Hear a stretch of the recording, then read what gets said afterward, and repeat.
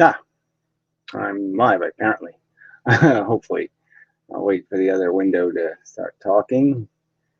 And then we'll know this is working. This will be volume and such. So I have to wait for it. It's starting up. A minute now. Almost. Kind of. Spinny thing. Spinny thing. Come on. You can do it. Volume. There we go. We do have volume. Okay, so we're in the game. Some chat window works, so we'll see if there's anything happens.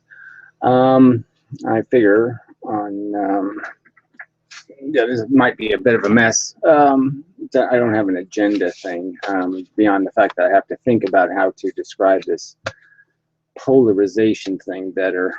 The fact that there's a feature of this field energy. So the key thing is we know there's a constant. So the speed of light is the constant. They all move the speed of light, all force. They all have, let's say, the same quanta of energy. They're all a thing moving the speed of light. They're all a fish of the same size moving the speed of light. Now the difference is that light, or stuff on the electromagnetic spectrum, is stuff that's polarized in individual rays. The individual rays are polarized and they're at a frequency, so they're quanta at a frequency. So you have some sort of, like I said, the polarization. I think it's this vertical horizontal. I think it's a frisbee thing, but maybe not. I have to work through that one. And frequency is visible light, and then you have the magnetic thing, which is just the polarization. No frequency involved or necessary. And so magnetism is much stronger as a force because it's making more of gravity relevant, in the sense that when you have two magnetic things, their polarization is complementary, and therefore they're being affected because there's more of the gravity has been converted into something they can recognize, something that they can gain acceleration from, where before a lot of the gravity missed them because it wasn't of a polarization they could recognize. It was a random. So by unrandomizing the gravity, you can make the gravity more effective if the matter is receptive to that kind of gravity. All right. The end result of all this is that, yes, you have this field of stuff moving the speed of light that creates this pressure field. Now, in the pressure field, obviously matter forms, which is this clump. Okay, and the clump it inevitably gets bigger because it blocks pressure now. It's able to absorb pressure by accelerating. By accelerating towards something, by pulling fish in that would have gone someplace else, it creates a low pressure essentially next to the other thing, and the other thing says, there's less fish this way, I'll go this way. Now there's not really less fish, there's just less fish of a certain polarization. So again, we have to get back to this polarizing thing. That you're not really changing the course of the quantum. So this would be one of the rules, that the quanta don't change course. So they do go where it doesn't look like they went. They aren't absorbed. What's absorbed is their character. Their polarization is kept by matter. So when matter accelerates, it's not accelerating because it actually absorbed more fish or a fish. It's accelerating because it absorbed the polarization of a fish going the way of the matter. So it replaced a fish going the wrong way with the wrong polarization, with a fish going the right way with the right polarization. It might be the wrong way with the right polarization, let's put it that way. So the matter is constructed of polarized, similar fish. So, okay, but the first rule is, okay, the quanta don't change. What's a way of saying they don't change direction? No, they don't change where they're moving to. Because for everybody to say that they don't change where they're moving to. Where they're moving might even be enough. Well, anyway, but that's going to be a rule, is that you don't change the actual velocity. You don't change the vector that the quanta travels. You just relabel the quanta with a different polarization. So the matter keeps the polarization, and it gets rid of the polarization of some thing going the way it wants to go, but is the wrong fish. So, yeah, so anyway, so this is going to be the tricky part to draw. It's always this three-dimensional thing. You know, it's hard to, sometimes the two just isn't good enough to really explain it. I mean, you can do the fabric thing for, you know, Einstein's metaphor, but the fabric thing doesn't work at all when you convert it to 3 dimensions. So it's not a very good metaphor or analogy, because it totally breaks down when you 3-dimensionalize it. And I don't want to create analogies or metaphors that do that. All right. So, I mean, fish are good because fish can move in 3 dimensions. So it's not a problem to make fish 3-dimensional. And we're just going based on interactions that are kinetic. So it should be dissectable that there are these interactions that take place where 2 things come into each other and they have a difference. And the difference is transferred, meaning this thing now goes red, this thing turns into red, and this thing turns into black. So you have the kinetic balls hitting, and let's say you could paint them red and blue. So let's say you had the kinetic balls bouncing, you know, they were painted red and blue. In real space, most of these interactions just end up with the blue thing traveling straight through and the red thing traveling straight through. So, you know, it's not like the real world that we have with a kinetic ball, because we know they are bouncing off of each other. Well, in real kinetics, they don't bounce off of each other that same way. They don't retain there's no conversion of polarization. So they tend to go through each other, in the sense that the polarization of the thing going this way ends up continuing to go this way. And it's the unusual case where they bounce off of each other and this polarization goes this way. They exchange the polarization. So the point is that that's what's taking place. So another rule is going to be, or close to a rule, let's say, the pieces of a rule is going to be that everything we see as matter is a pattern of polarization, and it's the pattern that moves.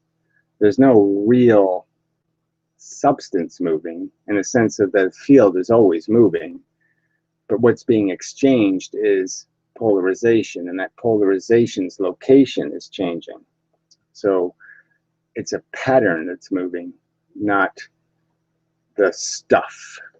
The stuff is always moving, but it's through those interactions that the pattern has the appearance of movement. So it's the movement of a pattern, a pattern of polarization. So polarization in a position. So if you froze the universe at any one place, at any one second, you know, just you could freeze everything, there would be a pattern that existed. The quanta here would be going this way, let's say, and this quanta is going this way, and everything would be in a location, and it would have a direction. And the point is that if I froze it a second later, what happened was things did bang into each other, and the positions of the polarization transferred to things going in another direction. So the direction that the polarization, this black polarization, was going this way, and now it's going to be going this way, something like that. So the polarization changed. Everything still moved on its straight line vectors, so all the little bits still did all their little bit stuff, and all they did was change color, so to speak, if we use color as a representation of polarization. So that should be a usable analogy, is to convert polarization into color. And I could have like 15 colors to start with, but let's just say there could be 600 colors. So it could be 600 different polarizations. It could be an infinite number of polarizations. But the point is that we know the ones that are relevant are the two opposites, the vertical and its opposite, which is horizontal, and that those are only a quarter turn removed from each other. So that's the interesting thing, is that the opposite has, you know, two locations essentially in the 360. So the opposite of this, the opposite isn't like what you think of an opposite, which is a complete flip. The opposite's only a quarter turn when it comes to polarization. The complete turn would be in completely useless. This would be indistinguishable from this. So the opposite is the same, and it's only when you do the quarter thing that you get a true opposite, in the sense that it has a completely distinct and different function. So that's going to be another one of these rules, is that polarization is converted on a quarter turn. So opposite, whatever that means, I'll put that in quotes because who knows what that means, but opposite polarization only requires 1/4 turn. Okay. And like I said, light, the only thing distinctive about light is that it has the fact that to be absorbed by an electron, to be held in a pattern, you have to replace things two at a time. You can't replace things. So let's say the only way the thing can orbit is that the two things have to have the same polarization that are opposite each other. They have different polarization. They won't be gravitationally rigid. They won't create the force necessary between them to maintain their relationship in space. Now, I would argue that relationship is really being maintained. It's more complicated because you have to take it all the way back to the single individual fish. And that's where it gets really complicated, because you can't make a single individual fish obviously gravitational. Something bangs into it and does the kinetic thing. So the single fish can't do anything. You have to have the two fish to slow down the process enough, the process of interaction, to make it meaningful to the third thing over here that's not going to get the force, because the force has been slowed down by these interactions. Technically, slowed down is it's dangerous to get into the time argument in the middle of this argument, so I think I'll try to avoid that for now. And but anyway, so I'm a step, at least 2 steps, 3 steps away from the foundation, the real thing that's happening when I talk about the orbits. But I'm just saying, generally speaking, this is something physicists sort of envision, is this atom with things trapped either by, I would say, obviously the magnetic force, but I mean the magnetic force is just gravity polarized, so it's just gravity magnified. It's interesting that the word magnetism came from Magnesia or something, some country's name, and the word magnification had another different source. And it's just kind of funny that those two words are essentially appropriate in the sense that magnetism is a magnification of gravity, which is really interesting. Coincidence thing. But anyway, lots of those. In a world full of many, many permutations, you do have many, many coincidences. Yes, there's many, many events. You'll have many, many coincidences. So anyway, the frequency thing is just dependent on the fact that these two things have to be oriented to each other, and they have to be, like I said, I should use two black pens, and then you'll get that they have to be of the same polarization to be in these relationships. And I would say the relationships are position relationships. It's not so much about the orbit thing as it is the position thing. And so things have a rigid position in the sense that if this changes, this has to change.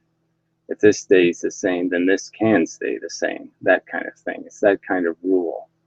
That if you break one piece of this, then you'll break this other piece.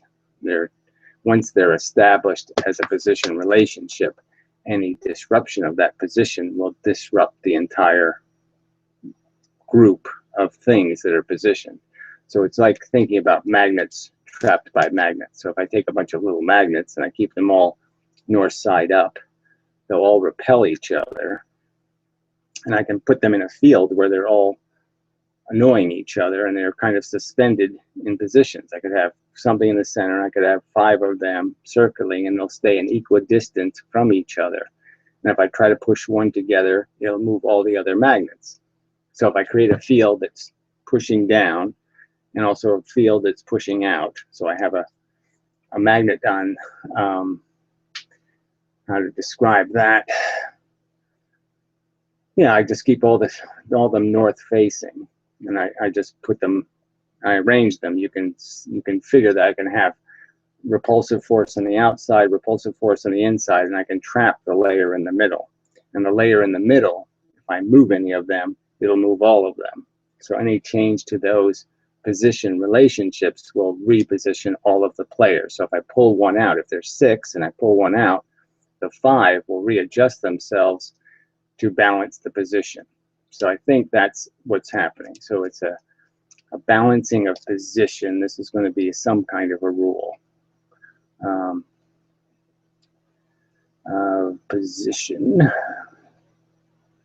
I'll draw myself a little picture. And but that's really what's holding atoms together. And so they're not doing as much.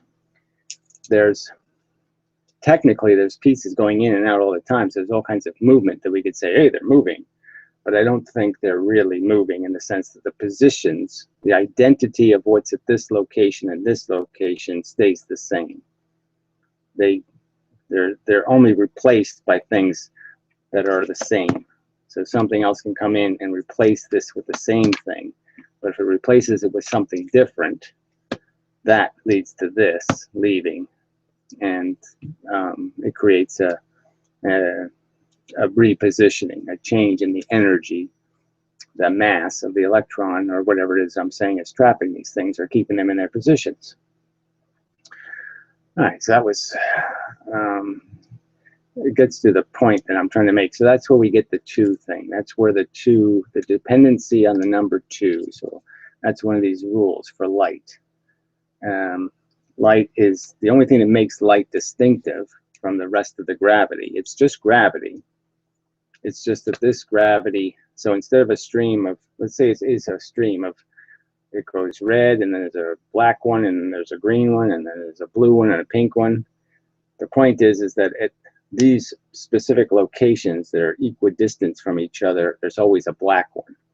That would be a ray of light. Now it still has green, blue, pink ones in the stream, but they're not relevant. So you can have a radio wave that's 3 miles long. I mean, the distance between the 2 blacks will be 3 miles distinct. So the 2 black ones are 3 miles away from each other. Now there's a bunch of gravitons in between of all different colors, but this pattern is 3 miles. This black one is exactly 3 miles from this black one, and the next black one is exactly 3 miles from that black one, and that's a radio wave. and the precision of the universe is complete. I mean, it doesn't make errors. It doesn't shave a little too little off, or too much here, too much. So there's no, as much as it sounds impossible that something could be traveling 3 miles, hit the same electron at exactly the right time, and all this kind of, yes, that's exactly what's happening. It's that precise. The universe doesn't have any fundamental error code. It doesn't have the capacity to make an error. It's so, the structure is so simple and the rules are so rigid that it can't make errors. I mean, yeah, it made an error by having matter in the first place. I mean, it made a philosophical error, I mean, a logical error, but it doesn't make physical errors. All right, anyway. So light is, it needs to do the pattern thing of the two thing. I don't know how to say that, but light is the two thing. There's got to be two of them to create a capture and release. I guess that's a good way to say it. And what you're capturing and releasing is the polarization. Okay, so you're let's see how to describe that. Let's say there's two things are here, and now I hit one of these out with the, and I put the wrong color here. Position-wise, this would now be pushing against its next position would be here, or its next position be here. You know, the position would be going in this, the idea of a circle, but it's not really doing that. But it's going from position to position. And that vector is different than its actual pointing vector. So it's actually thinks it's going here, but the field is going to force it to go here. So it's going to end up here instead of end up here because of the field pressure, okay, that's going to replace it. So it's going to, as it goes down here, it gets replaced by somebody that's actually going the right way. Yeah, as funny as that sounds. But the point is once it loses its partner, it leaves from wherever it lost it from. So that can be also a cause for diffraction or something. Maybe. But it's probably the partners that are the ones, it's the others that are probably getting affected. Well, I won't get into that because that's so complicated. All right, so let's just try to keep it simple, stupid. All right, so the two thing, that's, I'm just saying I'm pretty certain, like it's one of the 90% sure-y kind of things. Okay, that the reason why the frequency thing is important in light, especially visible light, because that's the one most electrons are really reactive to. And clearly, in different circumstances, they're reactive to these, you know, at different energy levels. They're definitely reactive to different kinds of frequency, different frequencies of photons. So radio wave photons, ones that have a long frequency, we don't have metal in us. So we can argue that metal probably has some big orbits in it. You know, some big, or else the positions move very slowly.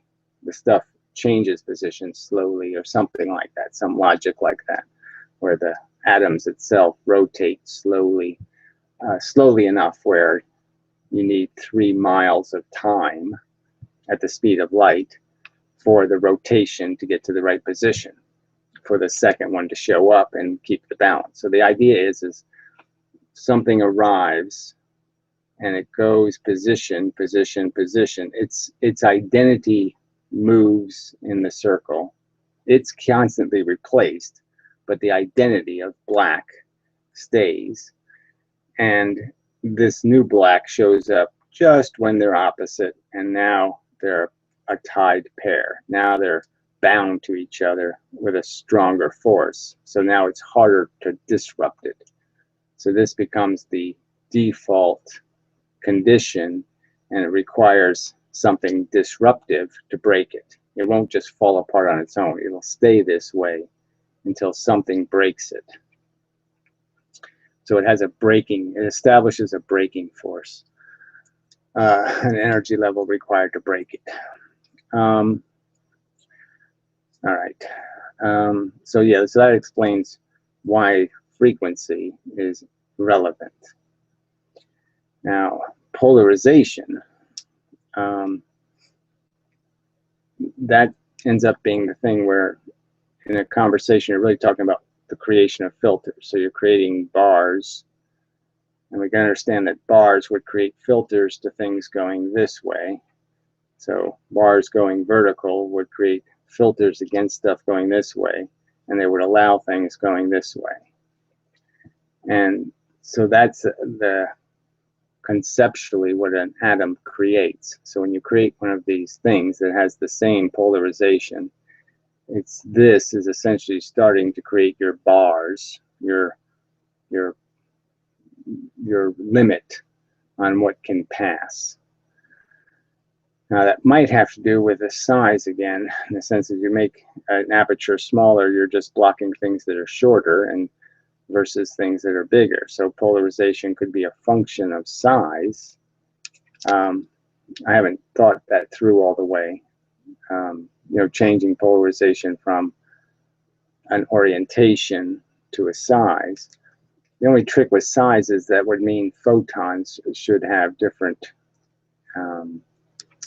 You would think that things of different size would have different energy. Now, it could be that a photon can have, it wouldn't matter its size, that it could have a volume, a density issue. It has the same density, it just comes in a bigger, looser configuration. So the photon could be this big, or the photon could be this big.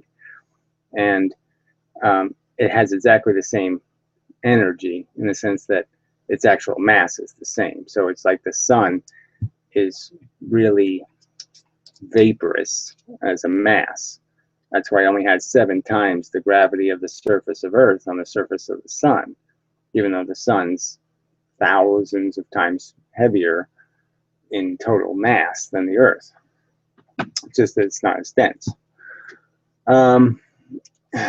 It's more massive, but it has a larger volume that the mass is spread out over.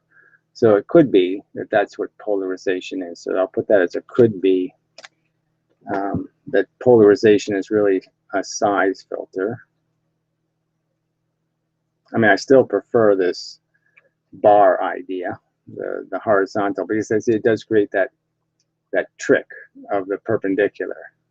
So it seems more obvious that it has to be something that when you turn it perpendicularly, because the force emanated from electricity flowing in a wire is perpendicular to the velocity of the electric charge. So if the electricity is moving that way, the charge emanates perpendicular to that velocity, that acceleration, technically.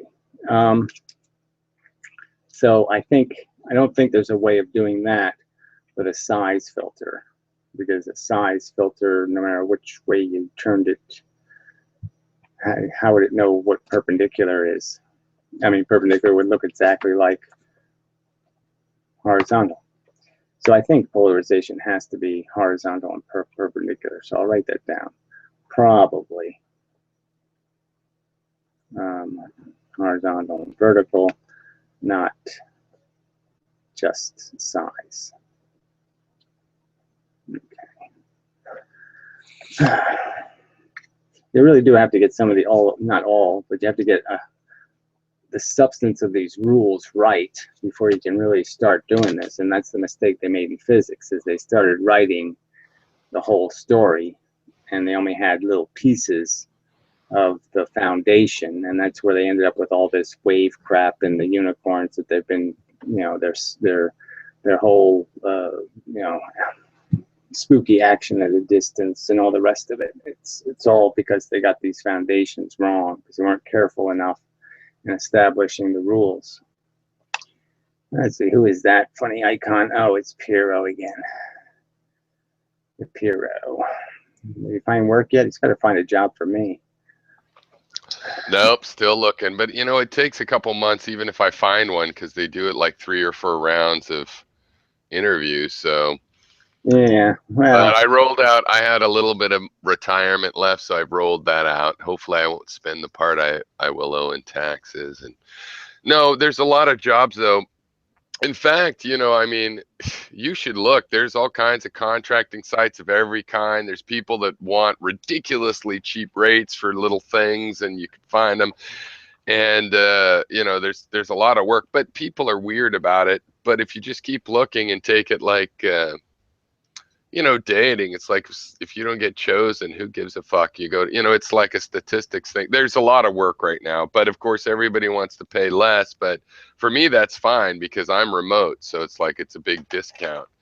But yeah. Well, I would think I could be able to get. I mean, the only work I could get, I'd end up getting a job with like some small company. Like I said, I'd end up, I'd make a deal, and I'd say, look, I'll work for nothing, and you just pay me when the project's done, right?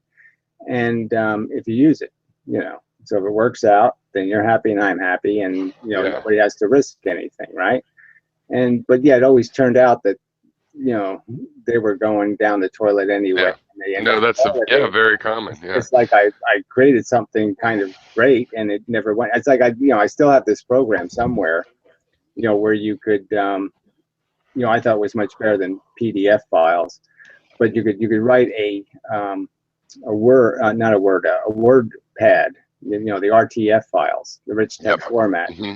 And so you could create that using an HTML form. So it would create a perfect, rich text format document with all the formatting. And you just punched it into, and it was really good for like business sites doing inventory, because then they could do their inventory in a web browser, and create a rich text document, Right. Yeah.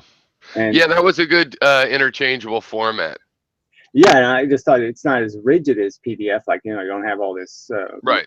encryption crap and all the Well, you rest know what the thing is now is Jason is taking over. of it. Yeah, well, I just think that's a lot of extra code. That's the only problem. The only Well, the nice thing I about hate Jason, it's I hate just a template. JavaScript object. So from JavaScript, it's just like, yeah, JavaScript object. I mean, it's easy. So, Well, I know, but you know that the interpreter is still it's still got to load all that it's JSON. got to parse it. Yeah, yeah. Yeah, so it's still But a little everything is bit. doing It's so still it's just it's still a little bit heavy. Now, well, once the browser does it for every web page, you know what I mean? Once it does establish it well, as an that's actual true. function, when those functions become real JavaScript functions, well, Yeah. then you might have enough efficiency for me to say, yeah, okay, I'll play. Yeah, but the thing is, with all the HTTP requests, however you're getting it, it goes through text, XML there. Also, JavaScript is pretty quick. It's a pretty efficient parsing thing. I mean, the JSON. So, you know what a big thing is that's saleable is Angular JavaScript application. JavaScript is like this full programming language now, almost ECMA 6. What does ECMA stand for? Anyway, ECMA 6 is the version 6 of the JavaScript, and Angular is this system. It's pretty cool too. It makes things. It's for making whole applications. Well, I've played a little bit with the stuff that kind of it does all the stuff Flash does.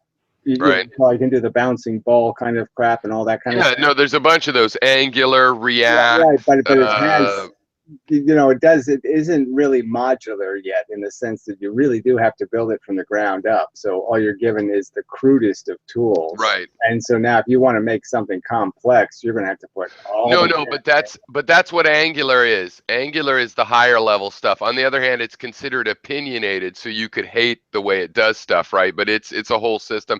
But I don't actually like the whole systems. I've been using Angular because with Angular, what you can do, or how it seems, is you just create new HTML tags, right? Like you have your message list that you've maintained, that would be an HTML tag. Anybody could just put that tag in their page. It would be, in Mentam's messages, and then everything else would be built into it to go to your website or however it did what it did. And Angular does that, but you have to build things the way it likes, which is a pretty good way. But there's a better thing now. I'm looking at Polymer, which is all about the fact that that's the way the standard is going, right? The browsers are have this web components idea where basically you build your own tags, you write your own JavaScript behind all the behind I all. know, but I'm just saying that did you know that that isn't terribly efficient if you're making a lot of quick requests? Then it would have to do all that interpretation of all that code all over again. So I'm just saying that that's why I want there to be something modular in the sense that it's built in. So the browser loads it Yeah, once, you know what I'm saying? And it's yeah, already loaded and it's automatically part of the HTML code, essentially. I mean, everything should migrate yeah. into the HTML. That's what my argument would be, is that JavaScript essentially should be consumed by HTML, and Well, that's kind of HTML. what web components is. I mean, JavaScript is the programming language, but really what you build is special tags. Well, I know, but I'm just saying that I would Instead of rather. having a web counter the I way just we've want done it. more built-in tags. Is all I guess I'm arguing for. Is that the one thing should be rich. But the thing is, it's Okay, kind of and like that. Because once you load a tag, you have it. And they can start shipping more and more of tags, that people are widely utilizing. So I think it goes in I that direction. understand, but that's still like me just writing a JS file. The point is that it still has to load the new JS file. So I'm still going to I argue. don't understand why that bugs you. I mean, even Well, if I'm it's, just saying that in processing time, it bugs me in the sense that the functions keep reloading the same function. Like I said, if you're making but no, if you're making if you're making 5-second interval requests, you know, it's just but wait, do you know gonna this? bog down the system. So if this was a request you Yeah, make once every hour, well, fine, but it's not going to work. When you're doing it every 5 seconds, or but when you're Gary, doing it with a million requests. but Gary, the thing is, that's if you put your JavaScript just right in the HTML page, but if you put it in its own JS file and import it with a script tag, the browsers are smart enough to save that, and it will never get it again until it changes. Well, I So know, that's but part of that is almost malicious too, because yeah, that's a real problem I had when I was playing with this little webcam stuff. Is because you can't even, you used to be able to tag an image and say, "Give me the new version," right? So it had like new right, version. You actually typed the word "new version" or something, and that right. actually worked. And now you have to sit there and put a time code on it. So now you have to, Yeah. to me, that's very bulky to ask.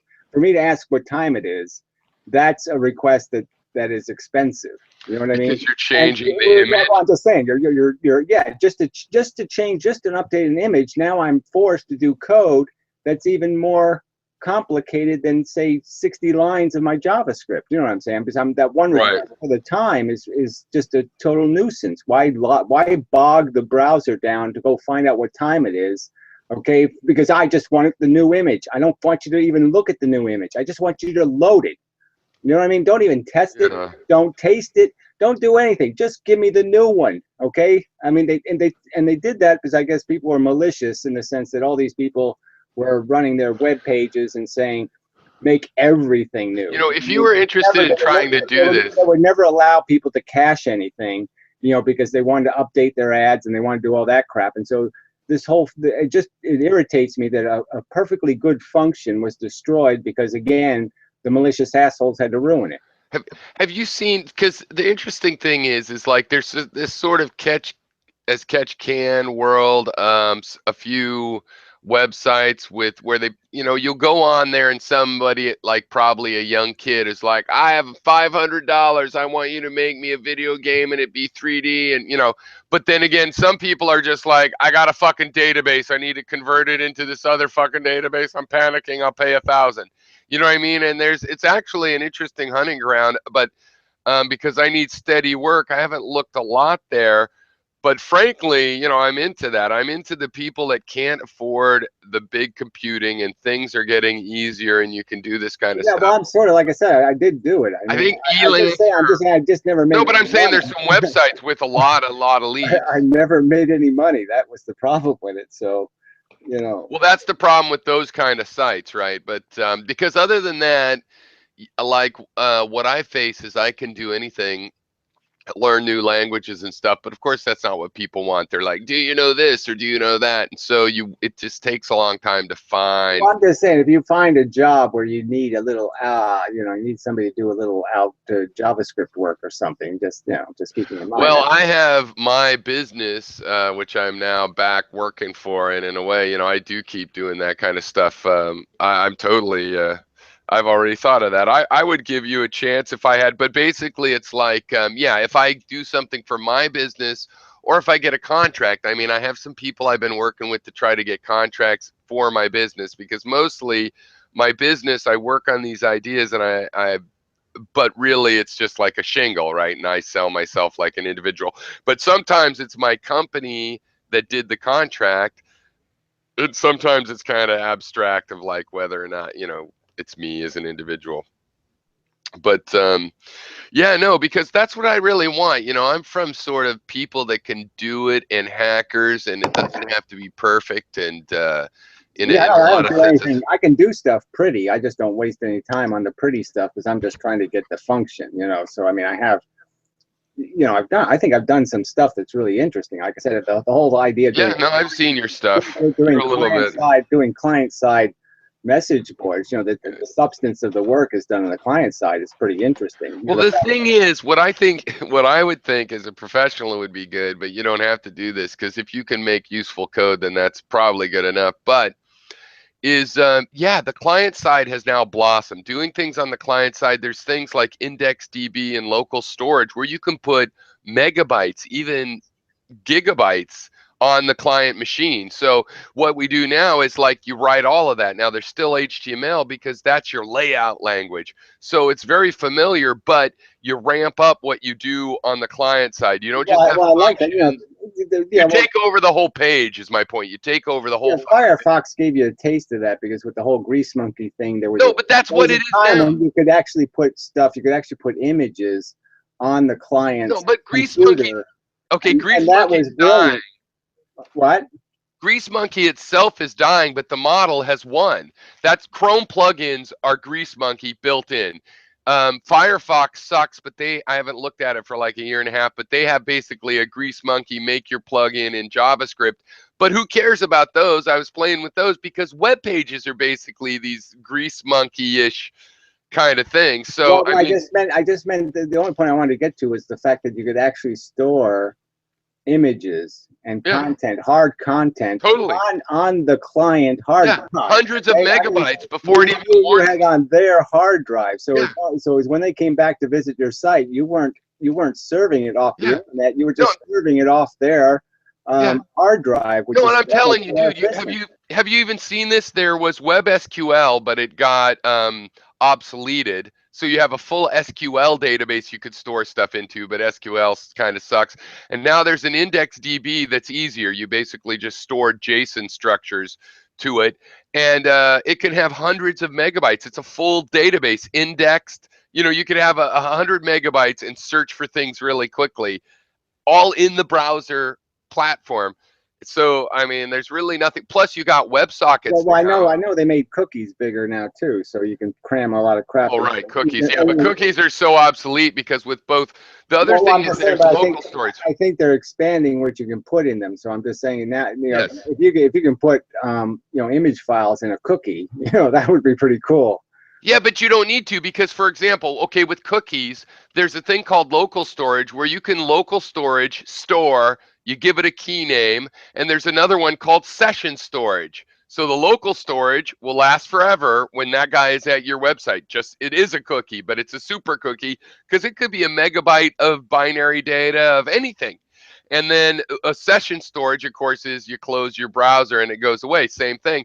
So how easy is that? You go local storage, square brackets, the name of my special thing, and it can be an image. It can be, I'm pretty sure it can actually even be an image object. Like once you actually declare the JavaScript image object, I think you can even store it like that, but I'm sure you can store the bits, and convert it. Yeah, well, I mean, yeah, even if you can't replace it with a different image, I I'm mean, telling you, shit tons of stuff have happened in the last 3 or 4 years as they made JavaScript like a full on Yeah, thing. I just don't like the whole JSON interface. So I mean, that's my only gripe with it But is that I don't. you're spoiled because you never had to deal with XML or the other ones. You've avoided that. You've made these embedded things in the pages, and it turns out if you're storing stuff to databases, it's fucking a lot easier.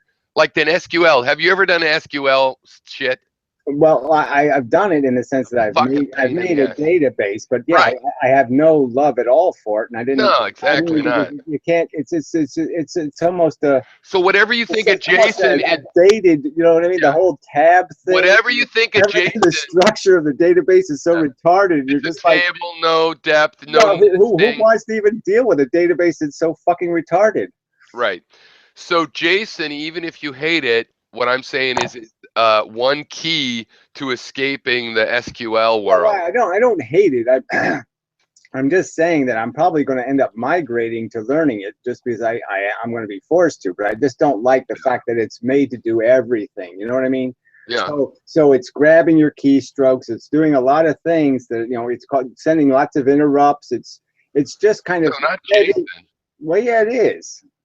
Well, we're having a confusion here. JSON is just a way of saving the data so it looks like a JavaScript, curly bracket Well, I know, structure. but the to read the JSON, it has to load its own. Oh, right. Yeah, you were talking about that. No, that's true because it's text and it has to parse Right. it. So It I has mean, to parse it it. has to load its own interpreter, so to speak. you know, so Yeah, it's either JSON on or JSON off. You know what I mean? So yeah. that's all I'm saying. I'd rather. Well, I I've mean, decided I need to make a website because really having jobs, I need to get one now, but a temporary one would be great contracting. So really the only security is having some sort of a business. But I don't know if I ever told you. So I've got this program I made years ago where you give it 6 images and then it breaks up all the images and prints them on a paper and then you fold it. I'm right. gonna do that, motherfucker. And because you could take these things and put them on a Christmas light, they perfectly fit snug on a Christmas light, and it's safe because they don't touch the light. It's a Well, little, they're LEDs now anyway, right? yeah, So and it's the little kind, and it doesn't touch it anyway. And because I don't even care if I make $100 or $50. I figured I put up a website where you can upload your pictures. It'll put the page up. You could print out and cut it yourself. And if you're lazy, because Americans are lazy, we've been good for them, then like $1 a piece, and I'll fold them because it takes a few minutes to fold them, and I could get kids to fold them.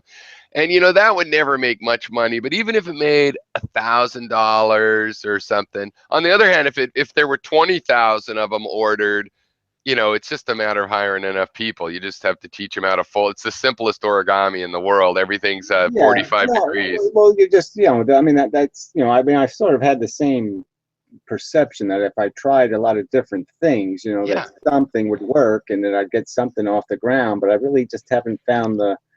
I hate selling things. I hate Yep. dealing with the No, public. me So, too. And I I mean, struggle with I struggle with I feel like business partners. I just want to peel potatoes or something. I just want some simple mission statement. And you pay me to do that, and I can make enough money to But live. even if you're going to peel potatoes, then somebody has to go find someone that needs to peel. Need a business person, and that's one thing I've struggled with. And my wife has helped me with the contracting stuff, so maybe we can do that.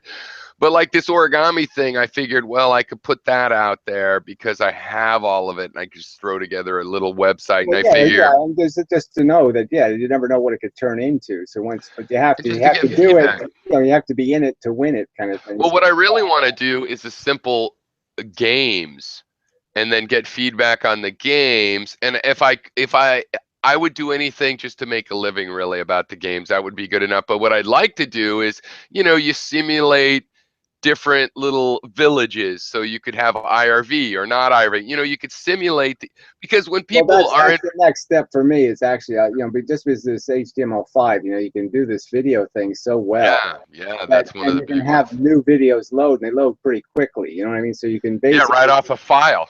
so yeah. So I'm going to basically try to make And you can seek I'm going now. to make composite videos. You know what I mean? Yeah, And like a game board. It's like you roll the dice and the video tells you what your next move is. What yeah. happens to you. So I'm just going to try to make a scene game kind of thing where it goes through a logical argument, or it goes through like, you're Right. born a fly and this is what a fly does, and then the fly dies, and you know what I mean. So some kind of, I'm going to relate it to my philosophy, but I'm just going to try to use, Are you because kind of it talking works like, so let's say it well. was like a choose your own adventure novel, but it'll be with videos, Yeah, multiple yeah. videos queued As up. long as you keep them, modest in terms of the resolution, these videos play quite well. I mean, they load fast enough where it's almost seamless. You can jump from Yeah. one clip to another clip, and it's pretty seamless.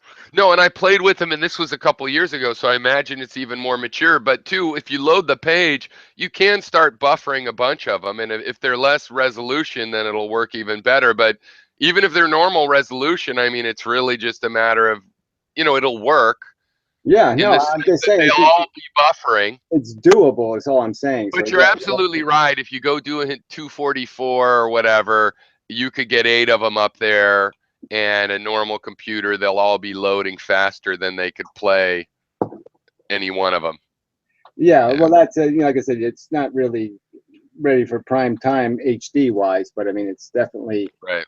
it's definitely good for. I don't really like HD that much. I'm constantly moving my Yeah, yeah. videos down to But it's funny. two44.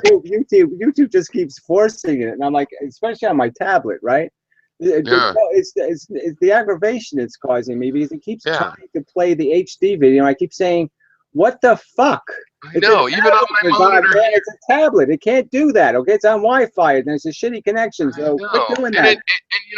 the plugin knows how big your screen is, so why would it over resolute that? I don't get it. Um, doesn't seem real smart, and it is expensive to send four Yeah, and times you're as just much saying, video why as they make 15 different versions of my damn video? Why don't they make an MP3? well, yeah, that's for sure true. It was just like Or I just forget that. sometimes all I Forget feel that. like You is, know the HTML5. What is that thing? WebMD or something? no, it's WebD. WebM.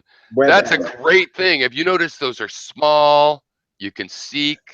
Yeah, it was a little bit tricky, because I had to Why do is it. nobody using them? It's because corporate bullshit, really. It's Well, been around five, 6 years that's the now. one that's actually sort of free of corporate bullshit. Because it's kind of weird. Yeah. They had a whole No, and lawsuit that's why no about it. one uses it, I'm saying. They're not quite Right, used. right, I right. mean, No, all the but nobody browsers owns it. support it. Nobody clearly owns it, so it's kind of left in this no man's But land. why is, yeah, I don't really, well, I don't they know have, why Firefox is still doing MP4s on, when it could play the WebM. So when I give it a choice, it'll always do MP4. I interviewed at Mozilla. I have to upload both. You know what I mean? Yeah, like if Yeah, you want to load a video to play in a website, you have to load both an MP4 and a WebM to cover all the browsers that are out yeah, there.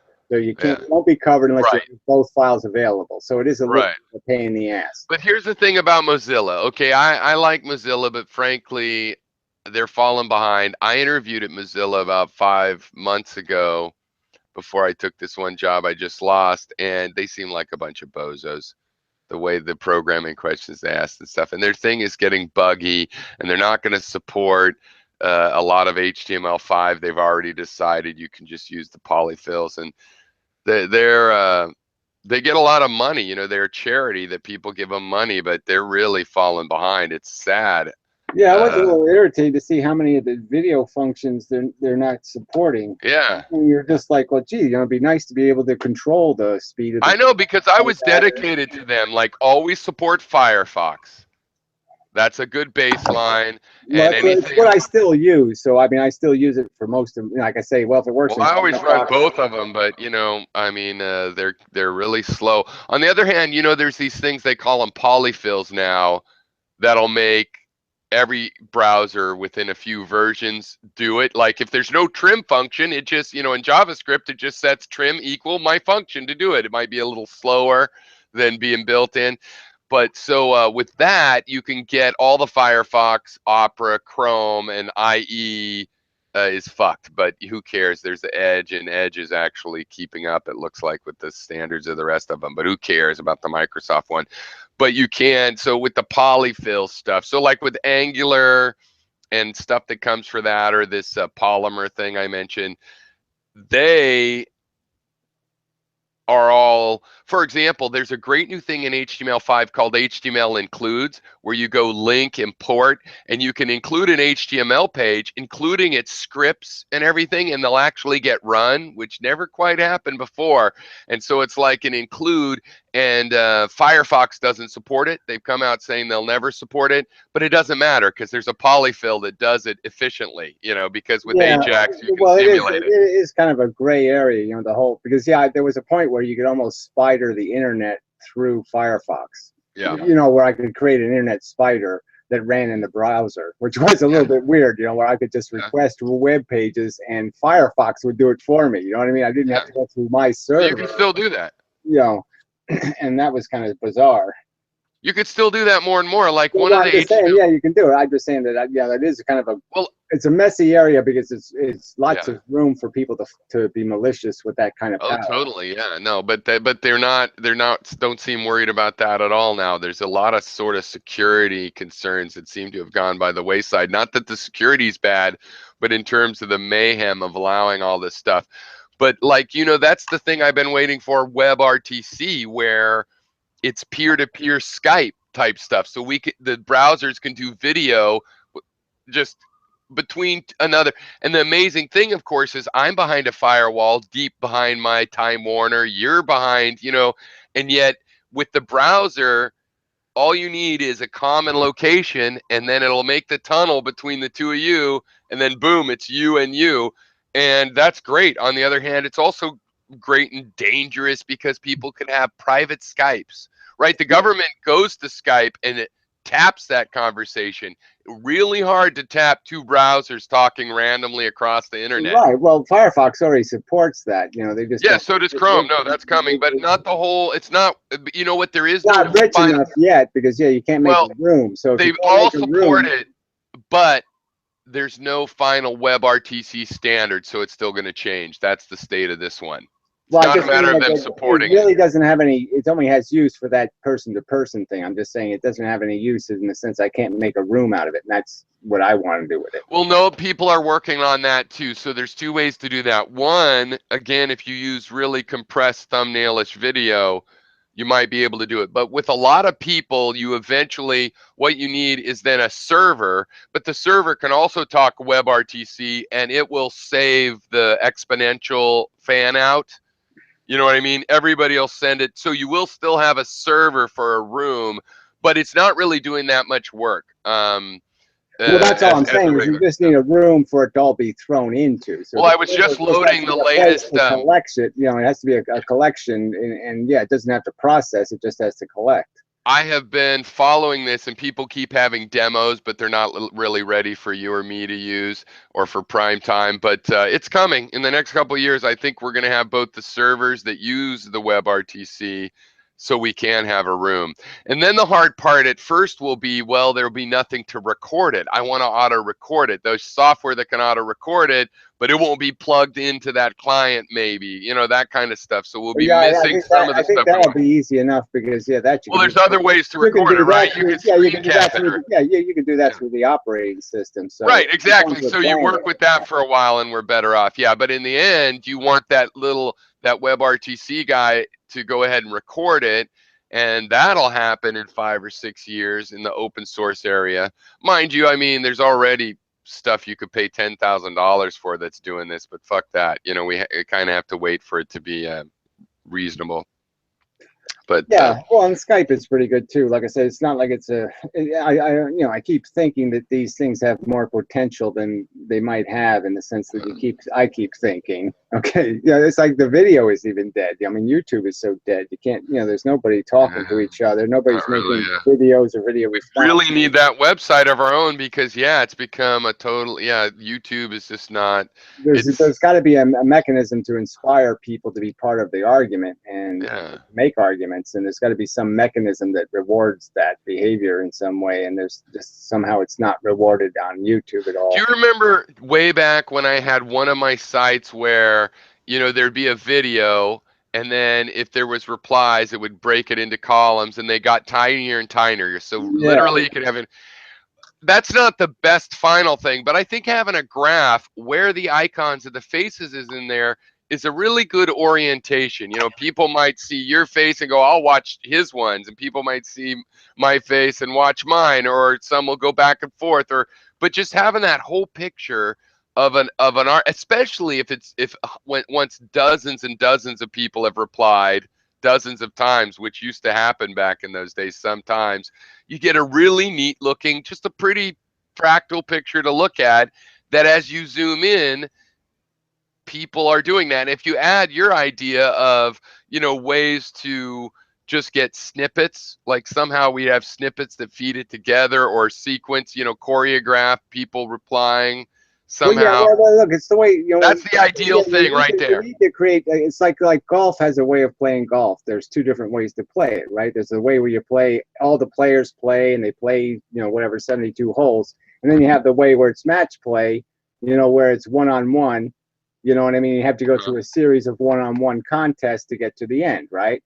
And Oh, right. you know, and so that's sort of interesting to me as a way of having a debate forum would be, it's Yeah. like having this one-on-one thing, and then the debate, the two sides of the argument kind of filter up to the best debaters, and then you have this final conflict with the best, you know, the guy who survived the most one-on-one conflict. Yeah. You know, that kind Well, of what did you think of my old idea? My old idea about the judging is that let people form their own judge groups.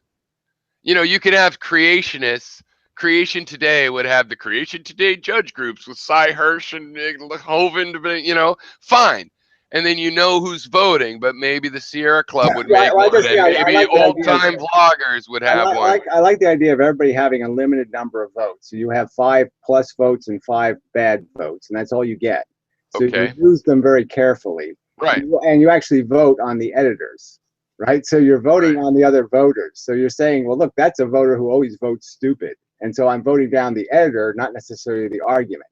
You know what I'm saying? So I think that would be an interesting, because you're really trying to find a good commentator, right? Right. I mean, that's what the real game is somebody to describe what took place accurately. And so the editor, the guy who's editorializing, he's the guy you want to judge, is the guy who is rating it up or down. The judges should be the ones do you on know how trial. Slashdot works? Put the judges on trial, and then you'll have better judges. You know what I'm saying? Well, do you know how Slashdot works? Slashdot has a moderation system I've never seen anybody else use, and they don't really have to kick trolls because of the way it works. They get pushed to the underground. But basically, every once in a while, you get 5 points. You can give a +1 or a -1, and then there's an adjective. +1 funny, -1 trollish, +1 insightful, -1 asshole, or whatever. And you only get 5. You might get them once every couple weeks. And the thing is, it is based on the ratings you get. If you got +1 informative, you might be a little more, and they keep that part secret, but it's also kind of obvious. And then so it works pretty good because people budget, and when they're negative, even if they're a negative person, they only have fucking 5, so they are careful. They look for the real assholes, the real fucktards, or whatever. Right. Yeah, I mean, it just slows down the people who are just malicious. So that's right. Totally. Yeah. Kind of slow them down, give them less and less power, and try to empower people who are not necessarily. I would give people 5 points a day and then subtract it if they started getting too many negative points. But also what I would like to do is have these subgroups. So like, well, in the Christian evangelist community, he gets good points. So people that go, I want to see Christian evangelist opinions, they see them. You know what I mean? And go ahead and promote everybody within their subgroup, but also make sure I guess I'm just saying that I want to. There's a Venn diagram where people do have to see other people's votes. I'd rather just get rid of the idea of this idea of voting up and down and get to the point of whether it's so bad that it deserves the negative. You know what I mean? I want somebody to have a negative vote that they don't want to waste. So they only want to use it on the really, really, really bad stuff. Okay, what I want to see, and though, they only want to use the positive vote Yeah. on something that's exceptionally good. So I only want the exceptional and the horrible to be weeded out. But I want to see this extra dimension. I think, let me put it this way. So I want to see Trump voters like this, anti-MRA like this, anti-natalists that didn't like this. That's another thing I think that you have to do. That would be cool, right? You have to profile the people involved. So the editors have to have a profile, and any dishonesty in their profile, like any inconsistency with their profile, and their Right. voting record would Right. indicate, and it would indicate deception, so they would get Yeah. fenced off But for the that thing is, deception. So dude, it's I like think so the reliable metadata, like metadata was such a great idea for websites, but everybody cheated, right? I mean, everybody right. put keywords in that had nothing to do with their You shit. can't really So they trust should somebody have been say, so they should have been punished for cheating. Cheaters should be punished, and right? you And then can't really metadata trust would be someone to great. say they're an antinatalist or something, really, in this kind of a case. But see, you wouldn't have to, because with like a machine, with data science, Well, I'm you just saying can whether they you could ask 10 rational questions, and I'm just saying you're going to basically be able to throw somebody in a pigeonhole based on those yeah 10 answers. yes. But I'm saying there's a way to let the machine do it where other people in that group, the group forms around some sort of a kernel of a definition.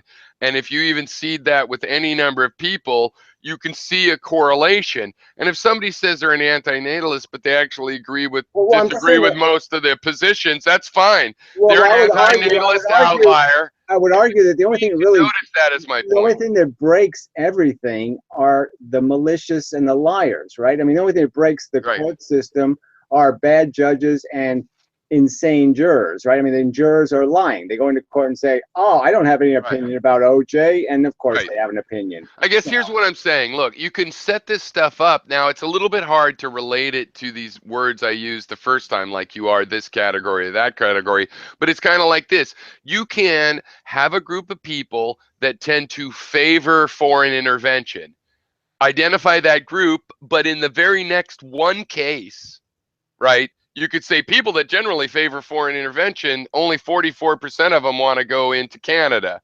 You know what I mean? Well, So you can do I these. think this is be rational just to have this as something we all do when we go to vote. I mean, we should also Yeah. be profiled because we should be asked questions like, Profile well, ourselves yes, I as mean, well, though. do you believe in Social Security? Do Yeah, you believe in open borders? Well, yeah, I would like the yeah, privilege of knowing how many people. Yes, I'm not an ogre, but yeah, I'm not willing to sit there and say burn my house down. So yeah. you know, I'm not going to let homeless people live in my basement. I mean, yeah, I'm a I generous, forget. but I'm not insane. So I would put you in the insane category in the sense that, yeah, you're, you know, just waiting. You're just asking people to burn your house down. I wonder if you I forget if you like this idea or not. I know I brought it up before, but I believe that we should have permanent voting stations. We shouldn't drag voting machines around to churches and gyms. There should be, like, in the post office or in the No, we corner or should whatever. vote by phone. I should just have to punch my code. That would be a part of it. I should just punch my code numbers Right. in. But And that would be a part of it. But you also have to have a place like the library where a homeless guy can get on the well, I'm computer. just saying it's fine. Yeah, I'm just saying I don't care But how. yeah, you're right. I don't care how where you put the That's terminals. one reason You it can wouldn't put be the that terminals. You expensive. can put the terminals in a 7-Eleven. I don't care Right, where right. you put them. I'm just Do saying that as well, right. all I need is a code number and a And PIN then, number, right. and then I can do everything from my terminal, and that's all I want. You And just then register so what part of happened, this though and then is I go online and I can look and see that right, you registered what I did, and it'll say right there, yes, this code number guy voted right. this way, and No, I know exactly what happened. and then what you do is you have like this petitions dot at whitehouse.gov, but you don't do it that way. Any elected representative, I mean, you do it that way. Citizens could put things in, but you'd have a category where every elected representative could enter a question, a poll question or a demographic question or whatever. People could answer it and it would be officially registered. And frankly, I would use that for what you were talking about. So even if you took the person and you anonymized who it was for privacy, you'd know, person number 772 Well, exactly. I'm just saying did that agree to all of those things. Yeah. all the data would be public, and that way Yeah. we could all judge its integrity. But I'm And we just can saying, find out how people and really then think. and yes, but that's exactly what we would do. It would be a real genuine poll instead of these fake polls, and it would be more modular in the sense that you could just change Yeah. the questions so easily and find out. You could get all kinds of demographic The stream information of about questions. what Yeah. the majority of people actually believe. And I mean, maybe the And I majority. think you get rid of the plus or minus of statistics in this weird way. Okay, if you're asking what do people all believe, there's still the plus or minus. But because it's like a voting function, it's self-selection. It's what the people that gave a shit enough to log in and vote thought. So That's it's like exactly you can my ignore point. the people that That's didn't do it exactly to my a little point. That's degree. exactly my point. That's why I wouldn't put 7 million questions on. I'd put 10 questions you have to answer. Oh, Okay, that's an you interesting have to point. answer them. So Yeah, that's an you know interesting that's point. it. You know, your vote isn't going to count unless you answer the 10 questions. That's an interesting idea, but if it was really a website and we get modern, it could be something like, here's the 10 questions, how do you log in? Then I can browse all the YouTubers, different questions and stuff, but there's 10. Well, we know And, it. and I I'm just saying if we and can I would select like it, elected that's like officials to somehow selecting enter those. that's like just selecting our news, and then the news just get tailored to us. So I'm just saying you're not going to be able to get anything that means anything, but then only the people that give a shit will answer the question. Well, that's why I was saying I'm not a big on the authority and stuff, but if we've elected a couple senators in our state and a couple this or that, I would say the senator puts a poll question on there, once every 3 months, and that's part of their job. And our part of our job is to answer it. Now, you can't put people in jail for not answering, but basically there is ways you could get people to have to answer it, to say vote for the next election. That would be your eligibility to be able to vote in the next whatever. I believe you could compel this interchange, in a gentle way for people that don't want to Yeah, well, go to politics. I just rather that you have 10 questions that everybody has to agree on. Well, what I'm getting is, I agree with that in principle, and I was kind of getting to, where do those come from? How do you decide those 10 questions then? Well, through the same kind of democracy, you can have just an online thing where 10 questions They get voted up. they get migrated to the top of Right. the list. You Oh know. yeah, I like that. Yeah, that's fine. I actually think I still believe more than I did when I was younger of the indirect democracy, of if we could fix how we elect representatives. I like the idea of actually electing somebody we think is bright, that ought to be able to have one person, one slot. That's one of the 10. Your two senators in your state, that's one of the two in your 10 for your state or whatever. But Well, obviously, I would get rid of the whole senator thing because that's just too arbitrary. This idea that no matter well, whatever your population is, we're going to give 30 million people in I California the same representation. We're going to give 500,000 people in fucking Alaska. well, you know what? If Alaska's you remember, a right? congressional district. Why If is there you a congressional remember, district and two senators? if you remember, my view on the geographic representation is I believe that there is something to doing that, but that what I thought would be good is change the Senate to philosophical representation. So Well, those 100 people are disassociated from the states, and they're just 100 not philosophers, but you know what I mean. We vote for who we want, and you get somebody by that apportionment. I'd rather have just two Congresses of some kind just to Well, you think balance. neither one should be Just have a geographic, check against something going yeah. wrong. You know, if you have two of them, then you've got less But chance you of don't one. believe either one should be geographic, is my memory. They certainly shouldn't be completely arbitrary. I'm just saying that it should be one man, one vote. I'm just saying it's not one man, one vote when Yeah. 30 million people in California have a vote that is 30 times weaker than the vote in Alaska. Well, that's why I I mean, think one this. man in Alaska Well, has more to say about what the Senate looks right. like than one man in Well, California. how the Senate, you can talk on, and the blah blah blah. It's Well, I'm supposed just to be saying the more Senate has. philosophical. Well, I'm just saying the Senate has the power, though. The power is in the Senate. Okay, everything has to But go I'm through just curious. Are you that getting what I'm final saying? filter. Well, I'm just saying that filter is the broken filter. So that one Yeah. is the least representative of all Right. bodies. So that's the most broken place. Right. But what I was saying is the old idea of philosophical, non-geographical. That's why the Senate is the target. Switch it into Right, that. right. Well, I won't say philosophical or ideological. I'd rather just say ideology. Yes, we should be representing people's Well, ideology, not it's their geography. I'm just saying if somebody yeah. wants to vote their geography, we should give them the choice to do that. I'm just saying I should have the liberty not to be a possession of the town of Mendham in the county of Morris in the state of New Right. Jersey. I'm not their property. Yeah, it's too I am the nested like that. important thing. I Yeah. own them. They don't own me. Right. It is too nested. So yeah. Well, what do you think about? Let me run this by you. So I think that the Senate, their idea with the Senate is it's supposed to be the intellect and deliberative body, and the House is actually supposed to be like the ape part. The House is supposed to Well, I be, know, but I gotta get elected in a year. Let's kill those fuckers. That's what well, everybody wants to do. we know that the problem is the two party system degraded the Congress into meaning nothing, because we originally, America was a segregated country, right? So ideologically meant the same thing as geography, right? You lived in a Mormon town, or you lived in Right. a Quaker town. Yeah, You close lived in, enough, so, so, majority-wise. so, so ideology shared a similarity with geography, and that similarity now is gone, right? I mean, Totally. the only way blacks get into the Congress is because of segregation, ironically, right? I mean, blacks Interesting wouldn't point. exist in the Congress if it wasn't for segregation. If it wasn't for Well, the no, fact, I think that's a wrong if way it to wasn't put for the it. fact that they own a geographic district, there wouldn't be black representatives. Well, they wouldn't be representing black communities, but I'm they're saying they wouldn't be. You think there'd be 50 black men in the Congress if yeah, black people weren't segregated? You yeah, really think Whitey would vote for a black man? You really think that yes. even if a black man ran in this town as a Republican, people would vote for him? Well, your town, you're fucking racist bunch of Well, rich I'm just saying. assholes. I'm just saying. There's no chance that there might be two black congressmen if you opened it up. I'm telling you that there's no way you would have 30 or 40 black people in the Congress if it wasn't for segregation. If blacks didn't have geographic power, they would have no power. Well, I think that might be historically a fact. You're just.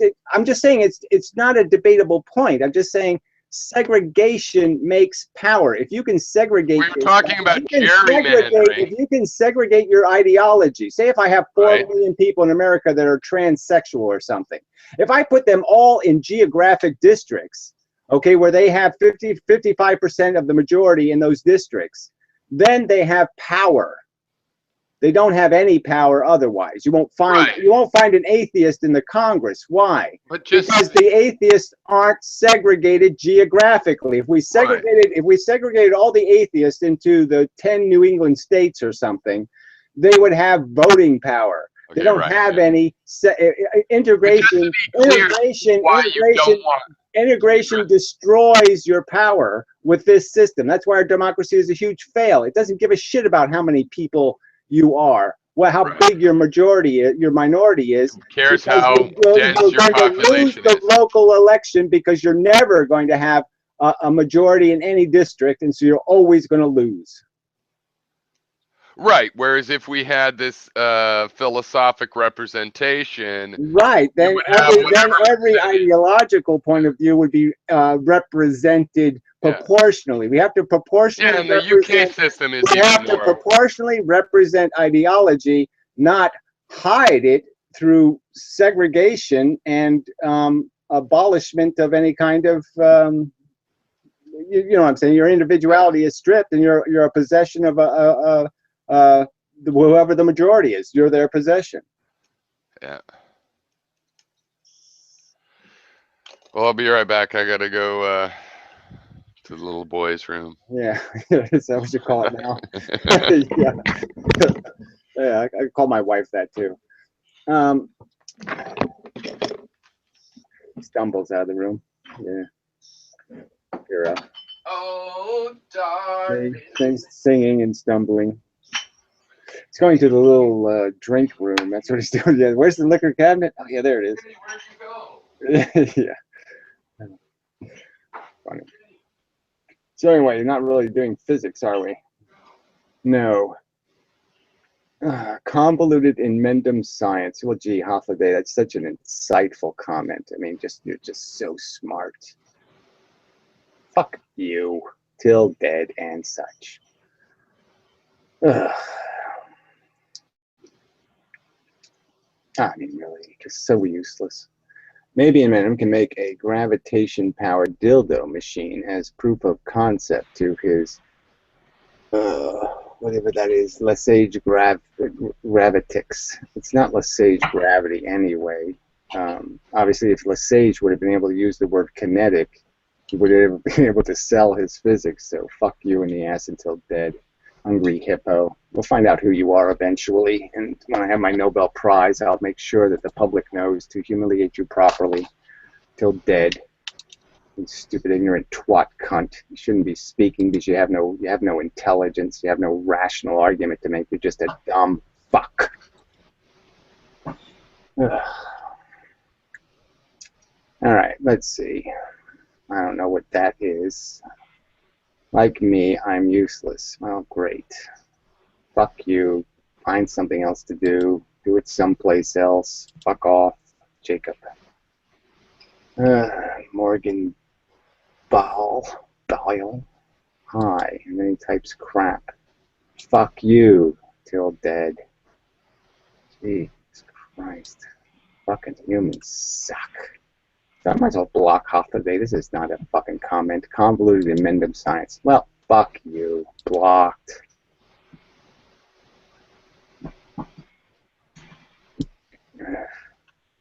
Assholes. Can't make an argument to this asshole. Hello. Oh, it's numbly numb. Where the hell have you been? Died of Hi. cancer or something? I figured we got run over by a truck or something. I've been working a lot. I haven't had too much free time. I figured that too. I said, Anyways, he's living in the real world, probably has some assignment. He has to go out and, repossess somebody's car or something. it's a little better than that, but yeah, bullshit, whatever. Anyways, I was looking into, I heard in passing when I was listening to a video the term gravitational assist, right, which is this propulsion method that they've been using to reach the far orbits of Jupiter and Saturn and things like that. So I thought, I hadn't really thought about that one, so I thought I'd look at what the mechanical explanation was for that. And, well, basically, the tricky part is that it really does work, because what you're stealing is the orbital speed. So the object is like, say, if a planet's moving around, in the solar system, so it has a velocity this way. You're actually stealing some of that velocity. You're not stealing rotational velocity, and you're not stealing anything else, but you're actually slowing the planet down and stealing some of its forward progress, which is kind of interesting. But go ahead. Right. Well, I looked up. I found this stuff. I found this. Here, I'll screen share some stuff that I found. Well, I probably already know it, but go ahead. Okay. I mean, it's not a subject I'm ignorant on. Let me just say that. I mean, I've always known about it since like Apollo 13. Okay. I just wanted to say that. I just wanted to show that they explain it in terms of a kind of relativistic model and it's amazing like how much speed that they're able to gain off of these planets. I just thought it was kind of hard for me to imagine it in terms of the pressure. Well, it's like if you stay in the orbit of something, you'll start moving, with its velocity. But they can also so use it's it like the moon. You're going to acquire the velocity of the thing moving, and so now if you leave, you've spent time getting accelerated. Yeah. So how would you explain the transfer of energy between the spacecraft and the planet? Well, the planet has a ton of energy, obviously. You're only taking a tiny bit, but that's basically you're just exchanging. You're just taking some of its acceleration fish, so to speak, right? Its velocities fish in one direction. And by going into its gravity deep and hard, by getting really close to its surface, you create enough drag where you can pull those fish. And so now the planet's moving, you become part of that movement, and so you gain the acceleration of the planet's movement. I mean, you became part of the planet for a split second, and in that split second, you stole some of its fish. So, but through, what do you think is the, medium of content? Because it doesn't actually touch anything, right? So, what is... obviously, the exchange is through gravity. So, the exchange is through the tension created by the fact that you're coming in at an aggressive angle, right? And, I can't remember exactly how. You have to come in at an angle to the actual velocity, and then you have to come in really close, so then you're basically dragging the planet backwards. Your gravity is against its gravity, so to speak. Right, but then you can double your speed like that. Yeah, but like I said, so you're only taking a fraction of the energy from the planet, but from your perspective as a tiny thing, because you went so deep into its gravity, you gained a lot of acceleration in that moment you stayed with it. So I'm just saying But the only period of time that you're actually doing is when you're actually moving. That's so fascinating. Such an interesting character. I don't know what people do that for. I mean, literally, Yeah. just to find out Mental problems. find out who they are and shoot them. No, there's no excuse. Mental Well, problems, it's not they're broken. excuse, it's an Okay? explanation. Yeah, they have a problem. They're broken, and they need to be shot. But anyways, see on my screen here, it's just interesting the way they explain it, because it says there is no net speed gain relative to Jupiter. Because it's like, because they say basically you still have to have conservation, right? So if you go out of the orbit, you're going to regain that energy. I mean, you're going to lose. But that's only the gravity part. I'm just saying the part you have to think about is the part where you're contiguous with the movement. So you're going to go in at a certain angle, and the planet's going to move to a new angle by the time your gravity turns you. You know what I'm saying? So you're going to end up even cutting it closer because of that. But the point is that there's a period of time when you're moving with it. So you essentially bonded with the matter of the planet, and now for a short period of time, it's a milliseconds or whatever you want to call them, seconds, or just a brief period of time, you're gaining the acceleration from the planet because the planet's going to drag you before, you know what I'm saying? Because everything. But it's able to do that without any physical contact. That's interesting. Well, I'm just saying nothing. The physical contact doesn't really happen anywhere. You know what I'm saying? Except on a quantum level, right? So we're back to the school of fish argument. But I mean, there's no. I mean, they don't. No such thing. We're always force contacting with each other, right? So I mean, everything that happens through the force irritating each other. So magnetism doesn't touch a wire that the electricity gets created in. The force obviously conveys the energy into the wire. Right, but I mean, I'm just saying, like, something that's in orbit of the Earth isn't. It's able to. There is no drag. That's how it's able to. Like satellites, they stay in orbit because of the lack of drag. Well, I know, right? But they don't tend to stay in orbit. That's the first thing, right? Because they often do degrade. The space station degraded. They all end up degrading. Well, it depends on how high they are. But I mean, there's also. It's just because the moon is creating another gravity thing that's moving around, so it ends up disturbing things. But I don't know. It's just hard for me to personally conceptualize how this would work. Because it's like they're saying it gains this relative to the sun. It says it doesn't gain any speed relative to the planet that it moves around. So it's only from the perspective of the sun that you gain the speed. Right? Your speed is always absolute anyway, so I don't even buy into that relative argument anyway. But I'm just saying that's the explanation. But obviously, you're not going to, the relative to the planet. You're not going to perceive the change until you actually have acquired the change. But obviously, you're going to leave with more velocity than you got in with. So relative to the planet, you're obviously going to have a change in your velocity in the end. Right. So I'm just like, can you see my screen here? Yeah, I can see it, but I'm just saying, like, the way that they explain it in this, like, I'm just saying, I think they're getting the science wrong then.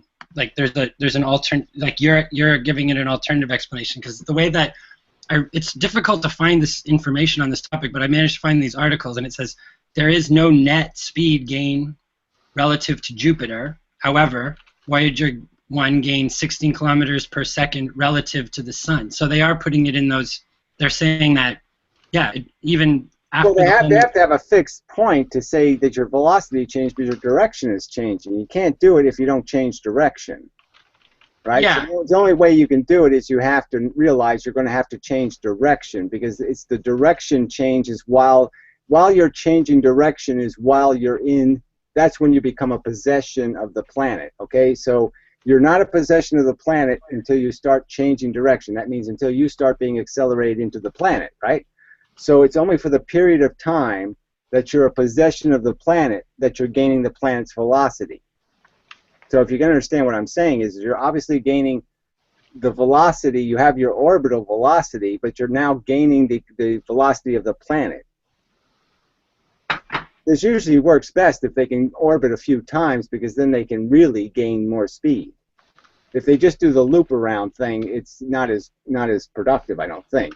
I think that from what I read, it's always just a loop around thing. It doesn't. They don't like build it up through Well, I think they continue with? do, but I think you have to do the re-enter and exit again. So they have this idea about how to get out of the solar system, you know, where you would go, you'd loop around the moon, and then you'd go to the sun and loop around the sun, and then go back around the moon, and you're then going faster and faster and faster, you know, because of those figure eights. It might even be just the Earth and the moon. You might be able to just go around the Earth and the moon back and forth, and you do it like 35 times, and then you're going, you know, 60 million miles an hour or something.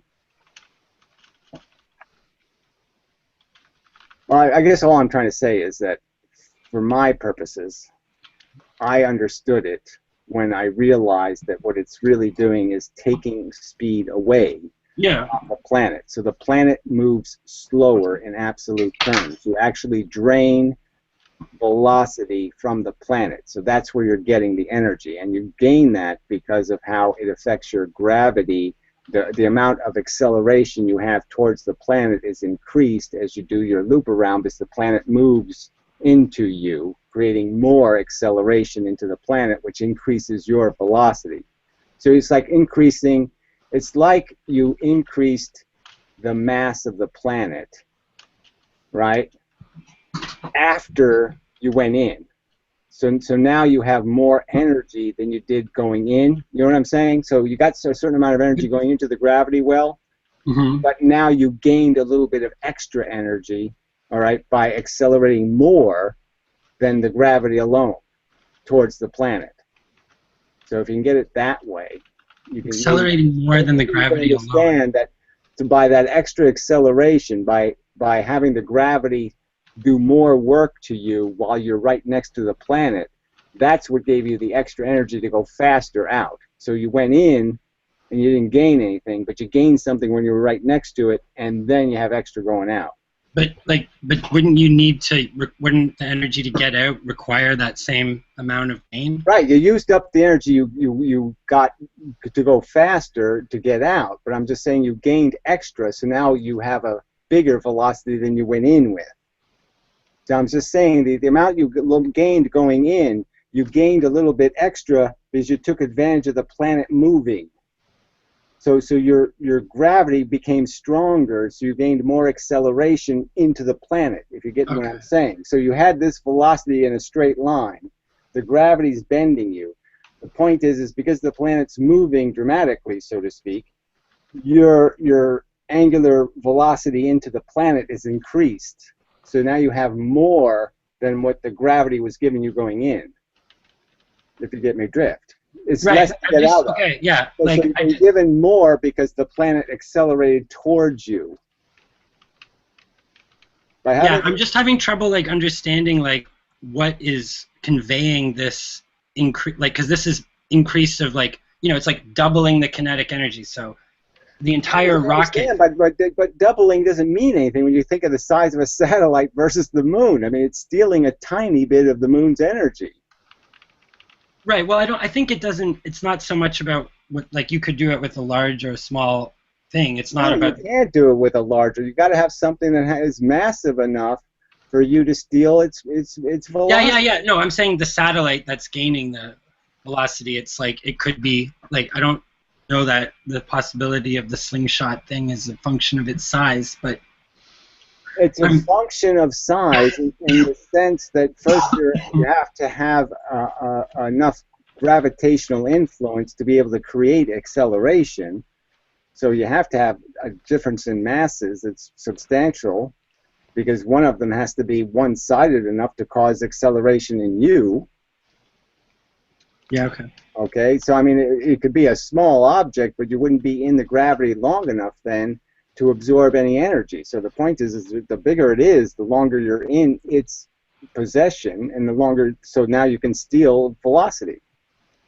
You can create drag around it. I mean, you're just basically being dragged on it, and the drag is that you're gaining the energy. That's what drag is, right? I mean, if I have friction, but how does that, like, how can I understand that in terms of like these shadows of like like I'm just wondering, like, how does the directionality of that, like, how does the vector momentum enter into the thing? Well, the velocity, the force of gravity is a conversion, right?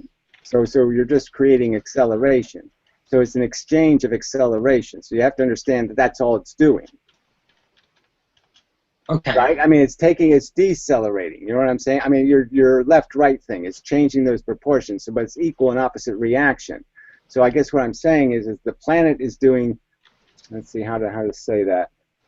The planet has acceleration towards the sun, and it has a forward velocity. So it has one acceleration and one constant velocity. And what you're stealing from is not its acceleration, but you're stealing from its velocity. So you're converting its velocity essentially into acceleration and then stealing it. Okay.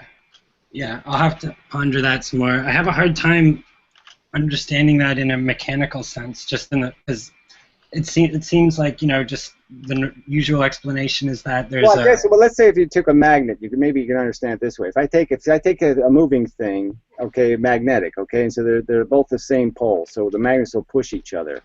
Well, then you could understand it, right?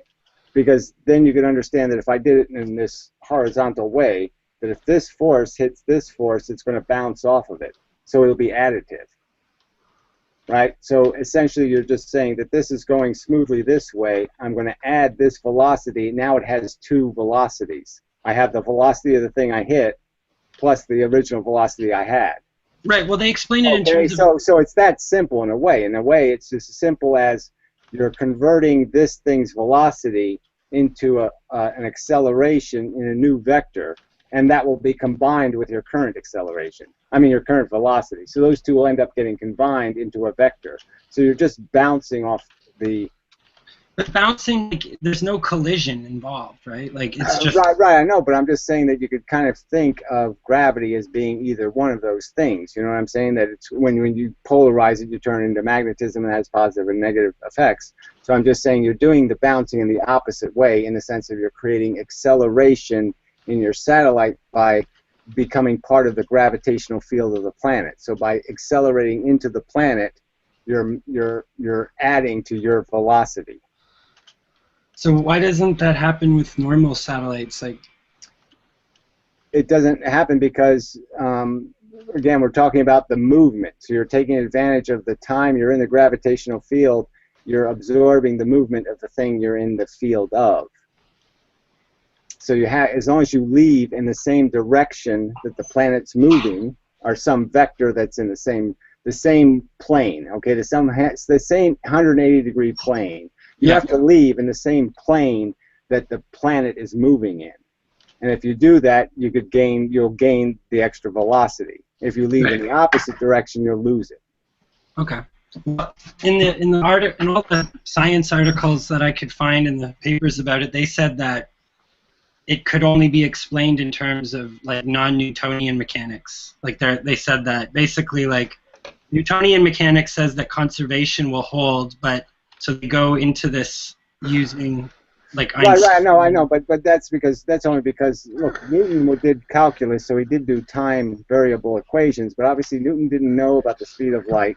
He didn't know, that gravity wasn't an instantaneous force. He didn't know a lot of things. He didn't know the sun was actually moving. So I mean, he didn't know a lot of things. So there's no point in saying. I think Newton's I just wrote this as a comment to somebody who was griping about Newton, because Newton was right. He just wasn't complete. I mean, Newton was kind of careful. I mean, as much as he's a lunatic, he was really careful. He didn't go saying shit until he was pretty damn sure he was right. And so Newton's just incomplete. Newton's not wrong. Okay, it's more about his just laws of motion and things like that, like without. Well, Newton's not appreciating that it's inductive. Okay, so my argument is that this happening of gravity is an inductive happening, right? This thing has to accelerate for this thing to feel the effect of the gravity. You know what I mean? This thing has to eat something for this thing not to be fed. And this thing then is pushed towards it. So the whole thing is inductive, and Newton didn't know that. So you think that something that, like an object orbiting a planet, can effectively slow the planet down by being in orbit? Well, depending on the way it enters the orbit, yeah. Okay. So if I go into a gravitational field going the opposite way that the gravitational field is moving, I'm going to dampen with my velocity if I stay in the orbit. If I go in orbit, that initial velocity that I took in is definitely going to dampen the progress of that field. Okay. See, I was more under the, like, I was kind of had the assumption that it But was more. eventually it'll always have to give it back, the whole conservation thing. So, we're still saying that there's an imbalance of left, there's an imbalance of right somewhere, you know what I mean? So it always has to be given back. But the point is that, yeah, you'll consume it in the creation of your orbit. I guess you could almost argue that every time you do create an orbit, you did it by consuming the motion of the thing you're orbiting. You had to move it to get caught in an orbit. So the sun always gets moved whenever something orbits it. Right, but it doesn't gain any velocity though, right? Well, like I said, it can be, yes, it can lose velocity or gain velocity based on where the thing came from, and that's the conversion. So it's going to convert the energy of the sun's movement into the force that actually locks the thing into the position. Okay. It's the locking mechanism. Yeah, I guess I'm just the question. It's the thing for me is just the force transmission. That's the part that's difficult, like in terms of because it's just normally you need to have a contact force in order to accelerate an object. Well, I know, but we're just saying that the real point is that we're always emanating force. So we're in a constant state of emanating a ton of force, and all that force has a character. Right now, gravity's going through me, cosmic rays, all kinds of energies going through me, and all kinds of energies radiating out of me. And Right. What we're saying is that when you're in the gravitational circumstance, is that there's definitely a conveyance through that force mechanism. What you end up emanating changes based on the proximity of something else shadowing you. So you're getting a different force, you start emanating a different force. So that's the transfer. Somebody throws something at me, and I throw something back at it, and now we have an opportunity to exchange what pies I mean, it throws a blueberry pie at me, I throw a strawberry pie at it, you know what I'm saying? Then Okay. it can end up having extra strawberry, and I can end up having, missed the blueberry pie, and so I don't have anything. I can lose something entirely because the force went somewhere else and didn't come back to me at all. Yeah, I guess like what's interesting to me is just that, like, or what would be I think interesting to look into is just like, or I might make an interesting video is to kind of compare and contrast like your like take that particular example because it's pretty interesting in terms of what it's pretty unusual, and then explain because they're explaining it in a completely different way, right? So you could sort of compare and contrast the two explanations to show that might help illustrate your model of gravity.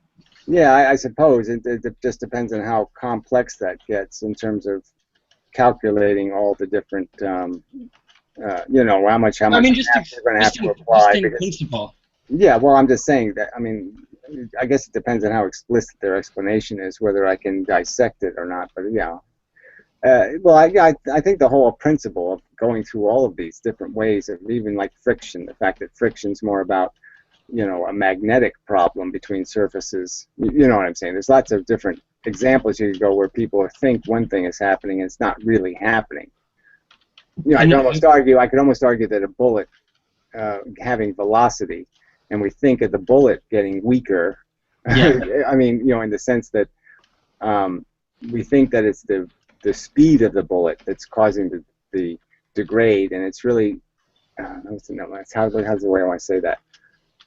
Well, it has more energy if it accelerates, right? So. Well, I mean, its velocity is what is degrading its matter. So the matter itself has gotten weaker in its bonds because when you're accelerating it, you're doing that fish thing, right? So you're breaking its perpendicular dimensions, right? But you've added to its forward dimensions. So you've subtracted from its perpendicular dimensions. So it's getting weaker structurally as you increase its velocity. And that's what makes the bullet break apart, is that the bullet is now weak. It's not necessarily the speed of the bullet in the sense that people think of momentum being the cause, Yeah. The cause is that the bullet is actually physically degraded by its velocity, and that's Yeah, I think of that. Like I think the way that I would think of that is like as it's making more transformations, so it has to reconstruct its directionality more times per cycle. Well, I'm just saying it's Yeah, so there's more opportunity for it. weakened physically, and in that so way. it's the weakness of the bullet that's, I'm just saying that obviously we can't, our brain is so intuitively stuck on this momentum thing that we're just never going to be able to see that. But I'm just saying that logically you can kind of understand that the bullet doesn't break because of anything called momentum. It breaks because it's weak. Yeah, no, I get that. I agree with that. I'm just saying that I think that you could see the weakness as a thing of like, it's like a self-transforming process that has to increase in its rate. So if it's snagging things, it'll snag more little bits as it snags through time when it hits something, like because it has to cycle itself in one dimension. It's not so much that it's going to hit more things. The point is that it's more times. It does it. Well, I know, but it's not really how many times either. That doesn't weaken it. What weakens it is the atomic bonds of the it's losing its dimensionality. So it's the structures falling apart. So it's physically becoming weak. Right. Okay. Yeah. I'm not. If I stopped its movement, just had it sit there still, I'm just saying, if I could give it exactly the same material structure and it sat still, what I'm saying is I could put it in a frozen position and then I could actually just push the bullet and break it. You know what I mean? I could crush it because its physical structure has been weakened. Yeah. I'm just saying that's kind of a good example of it, just because when people talk about these preposterous speeds, I don't think they're appreciating how fragile the matter gets as you go faster and faster, that the material form will degrade more and more. Right, but like, do you think it would... So you think that there's like some calculable point where it would lose its coherence as the particular chemicals that it constituted? Or? Yeah, well, I think it depends on the element it's made out of. So that's the chemistry. So the strength of the chemistry will decide how fast it degrades, I suppose.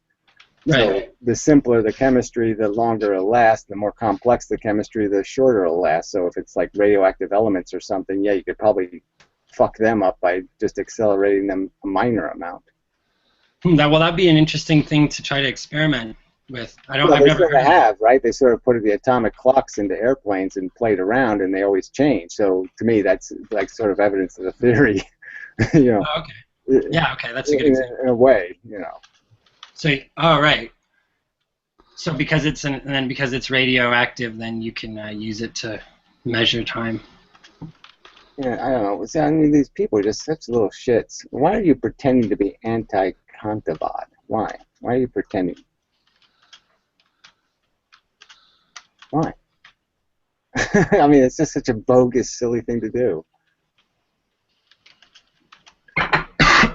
Stronger. Well, you're just sorry. You're wrong, asshole.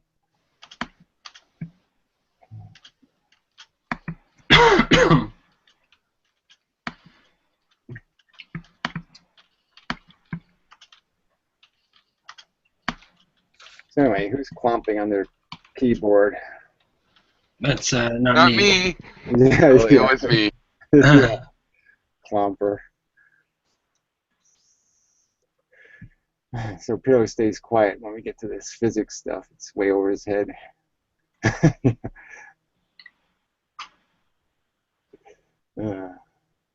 When has a bullet broken? I mean, are you too stupid or what? Yeah, you're too stupid. You've never heard of like the bullet fragmenting? They happen all the time. They go into the brain and they break into 15 pieces because they hit some brain tissue.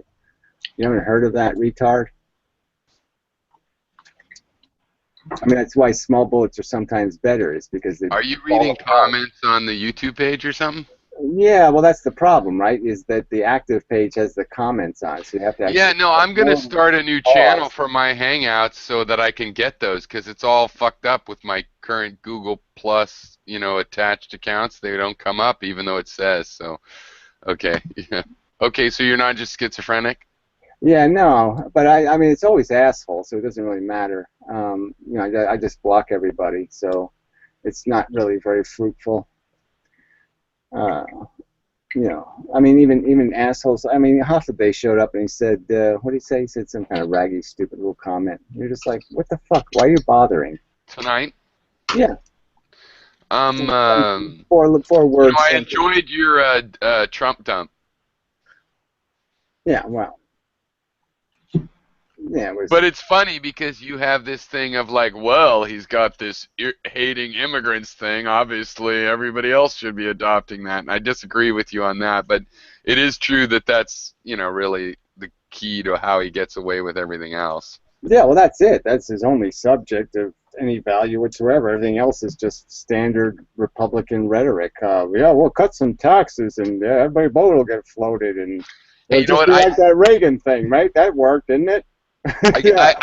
I get the New Yorker, so it has interesting political things. But did you know, Chelsea Clinton and her husband disgusting. are close friends with Ivanka Trump, the daughter, and her husband. They're like close friends, like hanging out playing bridge. Yeah, why wouldn't they be? It's an elitist Well, loafing. I mean, must every president be like, "Oh, my sister's married to your brother," or "We had the same fraternity," or look, these people, fucking hey, it's ridiculous. I mean, people. It's just how that's just how industries just end up like that a lot of the time because families do it. It's a game they're playing. It's an elitist game, and that's all we're stuck with is elitist fucktards. I mean, it's just idiotic that anybody would even want to vote for a millionaire, let alone a billionaire. Like the likelihood you're going to get into politics is far higher if you grew up in a family that's in politics, because for some people, like they, you know, like for myself included, like I wouldn't even know where to begin in terms of trying to gain political influence as an outsider from that whole game, you know. So I think that there's been generations of this that, you know, there is new blood that comes in and blood that goes out, mean, right? look, But there's like a core, and that they hang out with each other to keep your enemies close sometimes, right? But the thing is, the Trumps aren't in politics, and yet they are, because they're the ones. It's true that they are the ones, among others, that buy politicians. So he gave millions of dollars to both political parties. Right. So, but they're not traditionally in, but they still know each other because they're on the two sides of the coin, basically. Depends on what you mean by in, right? Like, well, right. I mean, I'm agreeing with you, the roundabout way of they're two sides of the same coin. I mean, yeah. Well, they're all inheritance sluts. I mean, but as far as Trump what the fuck are you talking about? I mean, what is Chelsea's Clinton's? Where does she get the right to take a $2 million paycheck from the Clinton Foundation? Where does she get the right to do that? Yeah, I know. So, but the thing is, the Trumps themselves actually running on the other side of the coin is the final collision of politics and show business. Politics has always been a kind of show business, and Trump shows that right now it's the same. There's only one kind of show business, and that's part of it. Well, you could say that was defined when Schwarzenegger became the governor of California. So, you know. That was a weird one. I had just left California, so I only watched that from afar, but well, there's been a bunch of actors that became there's been a couple actors that became presidents before that, right? Like John F. Kennedy Well, John F. Kennedy, what do you mean, was he an actor in was he college an actor? or Sorry, something? I don't know. I can't remember. Well, not professionally. He might have acted. No. Okay. Reagan. He wasn't a fucking actor. He was Reagan. But senators, there's that guy, I forget that Republican that was in Roseanne Barr's show the first season, and he's got big jowls and stuff, you know.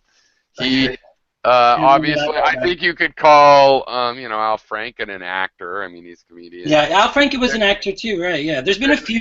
There has been, and there's been a few football quarterbacks. Relevant examples, okay, but whatever. I mean, you know, let's not change the subject. No, but my point is that Trump is an actual collision of pop culture, entertainment, and politics has now become pop.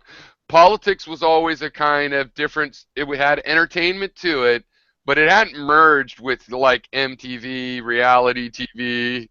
You know, I just don't agree with that premise. I'm just saying that writing was already on the wall the day that Clinton showed up on the Tonight Show and played his saxophone. I mean, those are all steps going right there was no doubt about where that staircase was going. Right. Yeah, but No, Trump that's what I'm takes it to a saying. new Yeah, no, level. I agree with you, Gary. No, I'm saying there was that, or for that matter, Lynn, let's go back to Reagan, being an actor, a B movie actor, but Yeah. somewhat lovable. You know, like in a movie with a monkey. Yeah.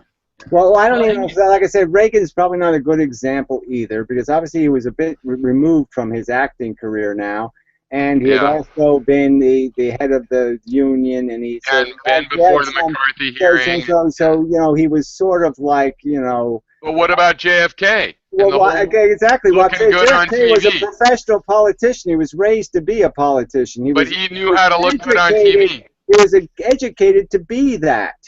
But he wasn't educated to be good on TV. He was smart enough to realize that was a part of it. So he started the acting thing too, looking good on TV, letting them put makeup on. Yeah, well, I'm just saying those are little tricks. I'm just saying that I wouldn't say there was anything illegitimate about a Kennedy as a candidate, just because at least that thing was made to be a candidate. Right, but it goes by increments. He was educated in, you know, he read the books, so to speak. Okay, so you got a smart guy that was sort of qualified to be an ideologue. Where we're talking about people who aren't qualified to be an ideologue. But that's what I'm saying.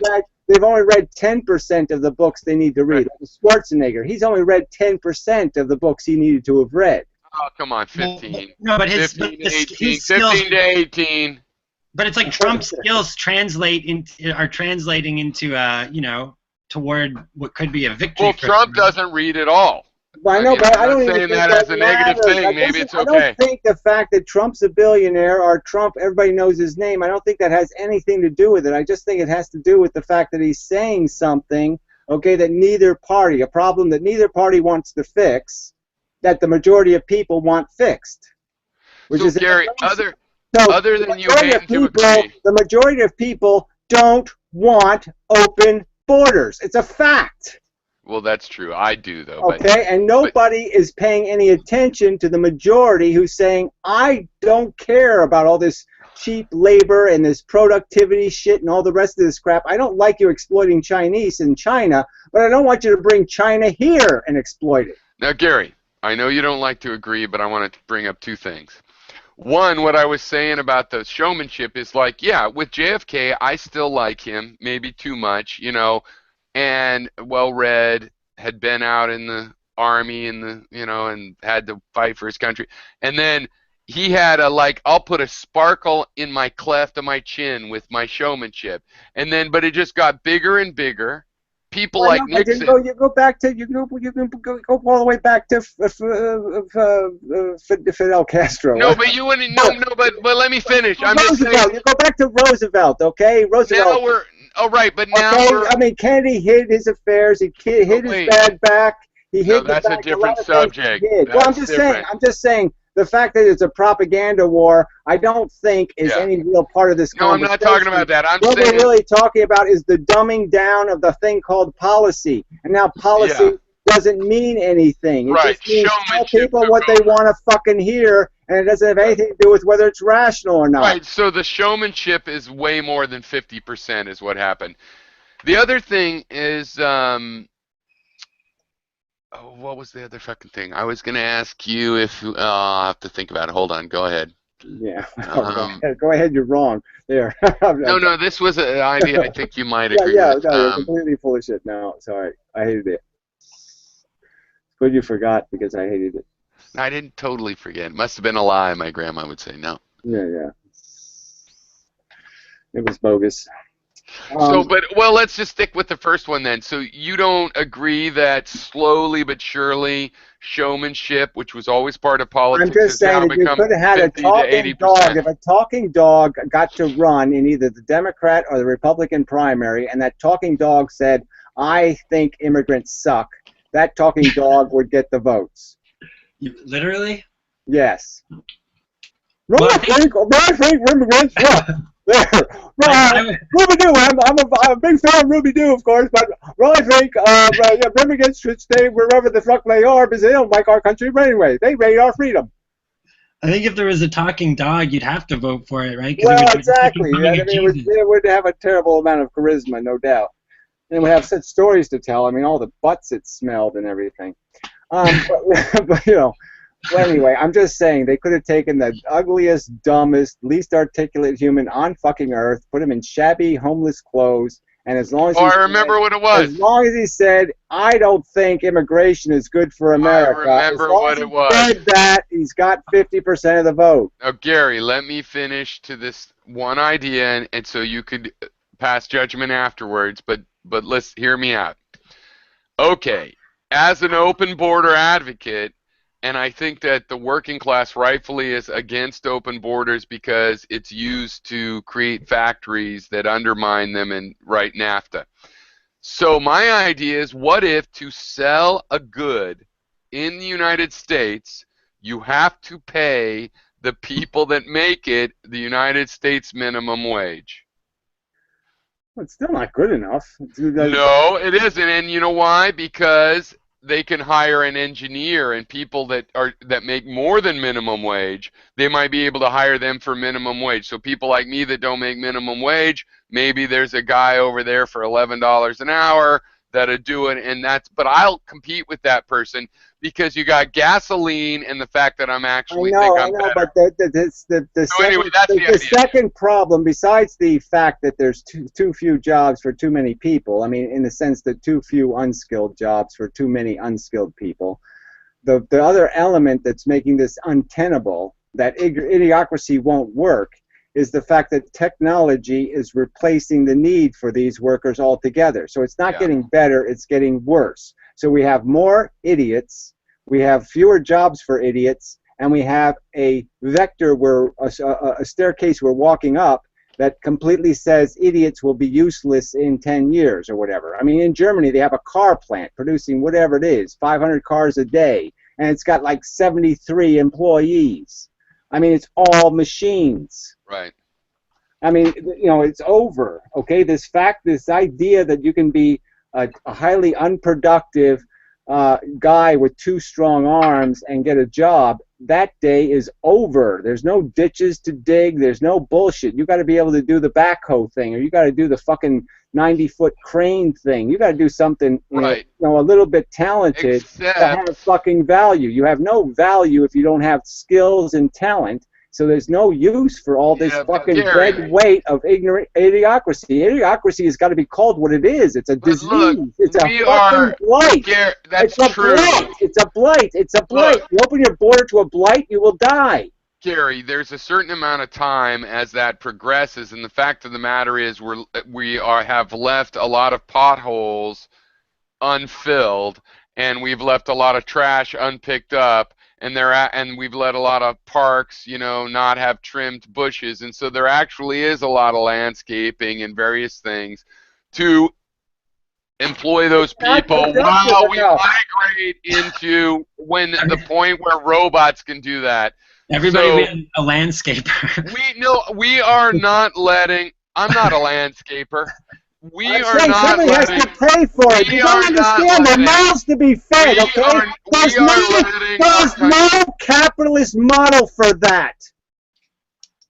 We are letting our infrastructure fall apart. There's no capitalist model for what you're suggesting. The capitalists don't give a fuck about the damn fucking public fucking spaces. They have their private spaces. If they have their fucking country club, if they have their Augusta National, why the fuck do they give a fuck about your public golf course? They don't. So the only person that has to pay for it are the guys making a little bit above minimum wage, and they can't afford it. They can't afford all these services. Not if you tax the rich. I'm just saying, we're not doing that. So again, back to this argument that you got to fucking make the nest before you lay the eggs. Make the world for the immigrants to live in before you immigrate them. So I'm saying to you, until you have your better fucking society, letting idiocracy in, it's going to kill you. It's going to cripple you. It's going to make it impossible for you to create your better future. You'll never make your better future if you're blighted by disease. Okay, got it. But let me modify the question to, let's say immigration is separate and we wall off, except for we would still import some things. What about this law where they have to pay those motherfuckers American minimum wages. That way we wouldn't do I'm it. just saying that we know that as a practical fact, you can't function in the world. It's either we all do it or none of us do it, but you can't function as a business in the world if you don't go to the lowest standards that are being allowed. So as long as we allow lower standards in the world, okay, right, we can't isolate ourselves and pretend we're doing okay because we're not going to have cheap cell phones then. Well, we're not that's going to what have I'm saying. I'm technology, saying and we're not going to have internet, and we're not going to have any of that shit because what I'm none of trying to that's ask going to be you. affordable if you pay somebody for the work. Well, what I'm trying to ask you is based on that idea that I agree with. What about the idea of if you're going to have a minimum wages at all, that it be related to the wage paid to create that fucking product? I'm saying that I'm all for having Wherever it businesses. came I'm from, all Canada. for having businesses that are not blighted by profit-seeking fuckers, okay? So I want to take all the fucking unnecessary profiteering out of business and the workers get all of the fucking money. Well, what do you think That about would be minimum the way wage? it should be. We don't need the fucking owners. you They believe in provide no minimum wage? fucking value. So I would get rid of all the owners. But I'm still saying you're not going to fix the systemic fundamental problem, which is technology has replaced our usefulness. Fine. I'm As an trying to ask unskilled breathing human, I have no fucking cultural value. I'm only a fucking parasite. fine. But I'm trying to ask. So now let me just ask you this, because maybe I don't even shouldn't assume this. Do you support the idea of minimum wage in the federal minimum I'm wage? just saying you don't even need it if there's nobody. If you're not competing with the rich for the money. I'm saying that the money automatically goes to the workers. So let's say if I have a not-for-profit company and we have a certain number of employees and we produce a product and there's nobody taking profit out of the company except for the employees and the money to heat the building and keep it in the infrastructure intact, right? And so if we know as employees, well, gee, this is not a very competitive product, so we're not going to be able to have very high wages, right? Because we don't have a unique thing. We don't have a patent. We don't have all that stuff. So we have to compete in a real hard world, and so we're not going to be able to make a fortune. Now, some other company, those workers could be building something that does have a patent. It does have some sort of thing, so they have pricing power, so they can get a little bit of higher wage. But that's what it's going to be based on. You can't. I'm saying, yes, I'd have a minimum, but I don't need a minimum if the business either sinks or fails on the fact that the people working there can make a living or they can't make a living. The product isn't going to get made if people can't make a living making it. But I'm just saying, if you have to compete with the Chinese, having a minimum wage is pretty much impossible because guess what? I can't compete with the Chinese minimum wage. I think if you had a minimum wage only on imported items, you would automatically get that minimum wage inside the country. I'm just saying that as a practical matter. Right, you see what I mean, though? As a practical matter, I'm just saying that's going to degrade your country's capacity to do what it has to do, which is actually compete to win. It actually has to. Well, to gain the work, they're going to steal it. It's like states fighting over rich people. You know what I mean? They give them tax breaks to stay in the state. They give the business a huge tax break, and so what happens in the end is the states lose money, right? Because they think they need the rich people in their state, but they don't need them at the high price they're paying for them, right? So they pay way too much to keep something that's completely corrosive. Well, what I'm saying is that the world is running on that now. China is dying, right? It's got huge debt, okay, and its people are suffering. How do we compete with that?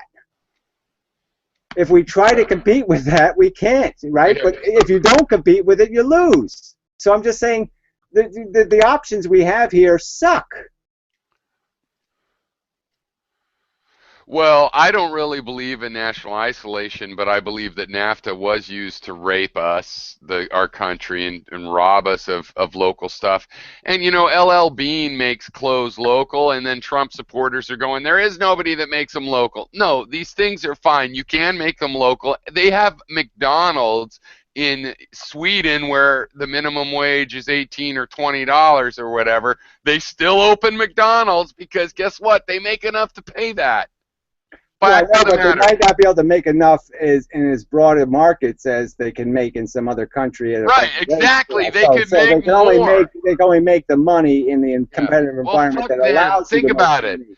So Think about it. obviously, what works in New York City isn't going to work in Nebraska. But that is so ridiculous. It's like, yeah, we make money, but we want to make more. It's like you make money and people make a living and I'm can just actually. saying that that's the nature of capitalism, because Right, investment capital is only let loose when it can right, return profit. So as long as correct. the obligation is to feed the profit Right, whores right. and not to create something Yeah, productive, then you're going to have this kind of system that's always going to exactly. be competing for whoever is the biggest crook. Right, exactly. The biggest crook wins, not the most honorable, decent, fun, great guy. That's not the Yeah, guy who wins. The biggest crook no, wins. totally. Right on. Fuck the man. Yes, fuck the rich man, dude. I'll be right back. You keep kissing his fucking ass. You keep thinking there's something called generous capitalism. Me? No, there is. Yeah, you. I don't think that. Well, I heard you the last hangout you had. You were sitting there just basically saying, "Well, I'm all for people having profit, and if they're going to invest in a business, they should get a return." And blah blah blah. You're saying all that Oh, kind of that's crap. true. Yeah, I would like to defend Yeah, that, but you were saying all kinds of that kind of hey, capitalist crap. I'll be right back. That's not Like That somehow is. that Oh, is you're right. No, capitalism. I'm you're right. sorry. I see I'm what you're saying. sorry. Interest is You're capitalism. right. That's You're the right. whole No, fucking you're thing. right. No, you're Compound, right. add up compound Wait, wait. interest. Listen, you're right. You're right because I see Compound interest turns $100 million in New York real estate in 1960 right. into $9 billion today. Right. So here's the thing. You're right, actually, because I believe in this Georges thing, which is capitalist and labor oriented, but it hates on landlords. So you got to discriminate the Yeah, capitalists well, from the landlords. your whole land thing is just Landlords too are flaky. different than Well, capitalists. they're capitalists, trust me. They're very No, good. no, they can be They're the same. very good capitalists. They're just doing the capitalist whore. I put some money in the machine gives me more money back. That's all a But that's capitalist is not looking for. how That's all a capital works. capitalist is ever doing. He's taking more out of the game than he Yeah, you're ever puts in the confused. game. That's the nature of the capitalist game. Put less in, get more out.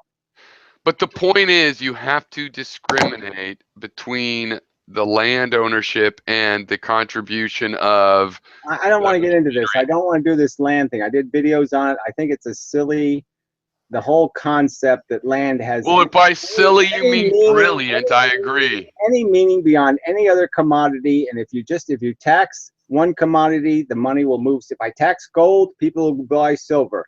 If I tax silver, they'll buy wheat. If I tax wheat, they'll just buy something else. So you're just going to change the commodity that they'll own. But that's the They point. own commodities to reservoir their wealth. The ownership of the commodity just represents a holding. It's their way of taking possession of wealth. And they Gary, don't care. They don't care what it's denominated in. They don't care what the value is. They just care that they own value. So if you tax any part of it, they'll avoid that part. okay, but Gary, that's the special thing about land, right? You can't change the supply of land, no matter what. And it Right? The doesn't matter. supply of land is The not going to supply of change no land matter what. is not Now, relevant. It's just not relevant. if you tax What's luxury on the land, yachts, what is on the land is the only thing that has value. The land has no value. but the person that owns the land controls what happens on it. It doesn't matter. It does. They No, use it it to doesn't. extract No, it just all of doesn't. the value. It doesn't change. It doesn't. I Does. can buy land cheap. How can you be Today. so wrong about this? Yeah, I don't know how you can. I think I of don't know how you you as can't understand that I property think of you as taxes. politically astute, scientifically not so much, but politically, and you're so The wrong on biggest this. obstacle to people You'll come the around. biggest obstacle for people homesteading is the fact that, especially in a town like this, you got to pay $9,000 in property taxes. So every year you have to come up with a minimum salary of $9,000 just to have a piece of property. Well, here's the thing. You know what? You have a point where you're living. It would be very hard for somebody to live and not be filthy rich, right? Because the I'm unimproved just saying, property. any place you're going to live that has families, you're going to pay for those kids. You're going to pay to raise other people's kids, okay? And you're going to pay out of the ass, because you're going to pay for all their little crippled kids and all their autistic kids and all their ADD kids. All of their problems are going to be your problems, and you're going to have to pay thousands of dollars for their problems. So you have to go somewhere where there's no families, or you're going to get killed. All right. All right. I'll be back in a second. Yeah, well, whatever. Locally dope. I fell over again. Drunks.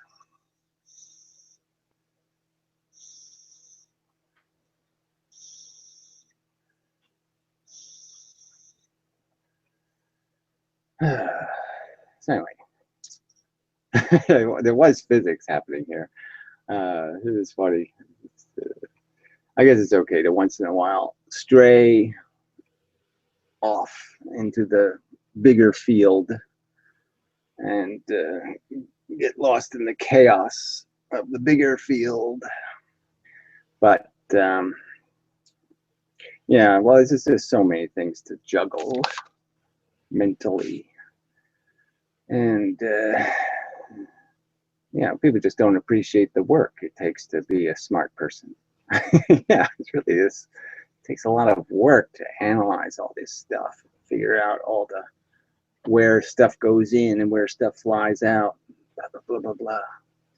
And all these ignorant cunts just sit there and they read a half of a pamphlet once, and they have no knowledge of any of it. They just sit there and critique. I think your hair's too long and your idea doesn't sound like my favorite hero's idea, so therefore it can't be right.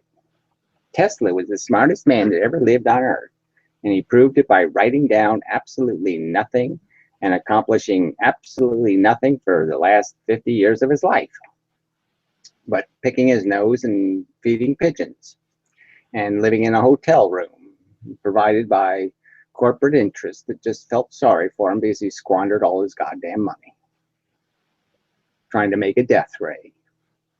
Yes, Tesla, who wanted to be the father of the death ray, who tried to sell the death ray to foreign governments. Yes, what a great man.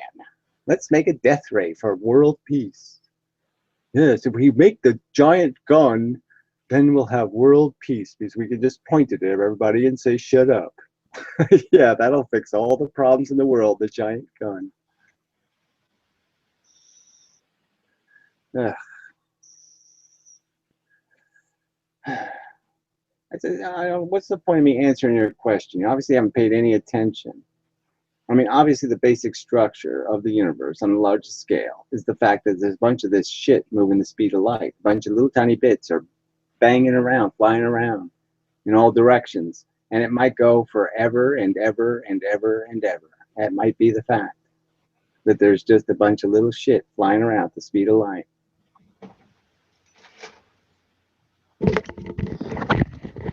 Come back. Very good. Gary, I had another subject, which is basically I haven't been making any videos, and partly it's because a lot of the videos I made, all this relativistic skepticism, is stuff I invented in my 20s, and then what I've thought about since then, I haven't really made videos about. Now, ever since June, really, I am thinking more about things that seem to relate to me personally, but then again, maybe they relate to others. But so I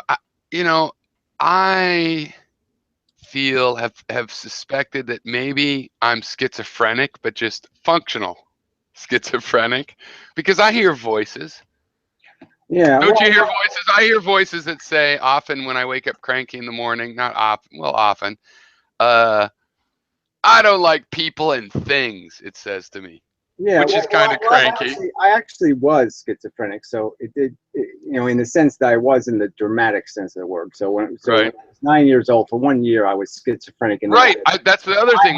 When I was 10, I remember hearing voices watching me and bitching at me. Yeah, exactly. It wasn't like it was some kind of just voices in my head. It was a demonically control freaky, Bitchy. horrid voice. I mean, the voice of, it's like it's like in the Lord of the Rings, you Yeah. know, when the gray guy does his Totally. special I know voice exactly what thing you and mean. it stops everybody from moving and they all get nauseous.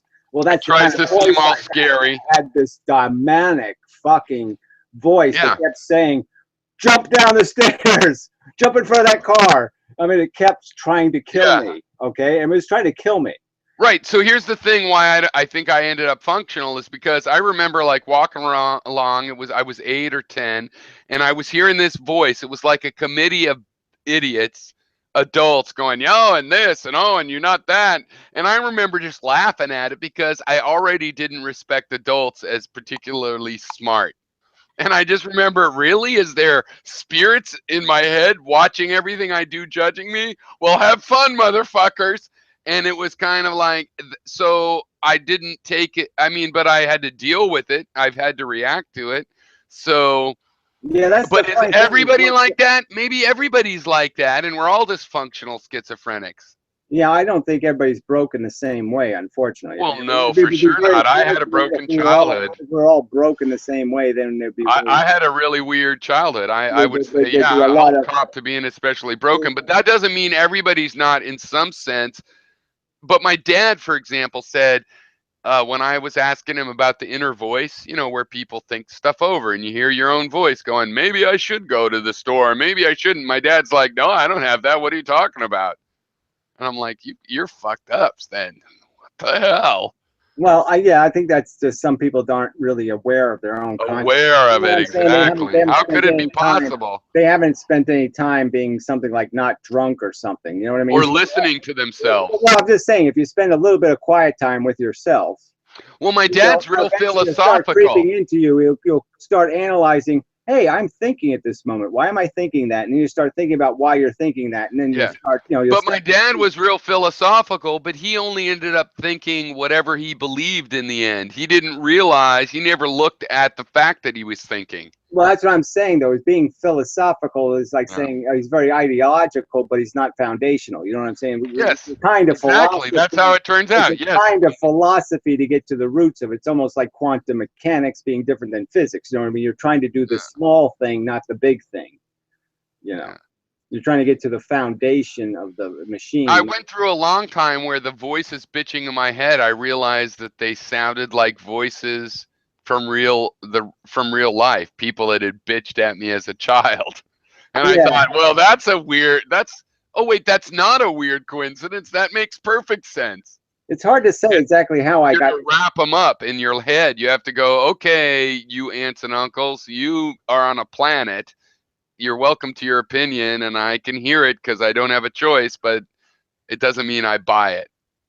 Yeah, I mean, you just get kind of lucky to survive those kind of things. Because, like I said, I had a dramatic event that, you know, they're caused by my, you know, psychosis, and I didn't get any professional treatment. But the very fact of the event was sort of glaring evidence to me that I can't. Yeah. I can't. You mean like a wake-up It's, call? yeah, it's like this thing that just basically said you can't be this anymore because this isn't going to Well, work. what do you mean, like in your 20s, or what are you talking No, about? no, it all happened in that 1 year. I mean, I was only Yeah. psychotic for 1 year, and then I was, Oh, as a little kid. and then I was just depressed. So yeah, Right. it was like the best and worst year of my life. You know, 9 to 10. You know, Yeah. because I mean, we landed on the moon. Lots of cool things were happening. The world looked like it was going to be something, and I was degrading. You know, I was getting more and more uncomfortable with being alive. You know, so by the time I was 11, I was pretty suicidal. So wait, how old are you? You're a little older than me, but you're 52? 56. Oh, that's right. So you're actually that kind of middle generation between me and those the young baby boomers. My parents, 18 years old, were the oldest baby boomers, so all my aunts and uncles were like your age. Not Yeah. as stupid as baby boomers. Well, it's kind of an interesting time. I mean, I don't hate the fact that I got to be a child of the 60s and 70s. But your sister's younger, right? Was younger. No, we all were born within 4 years, so it's all close.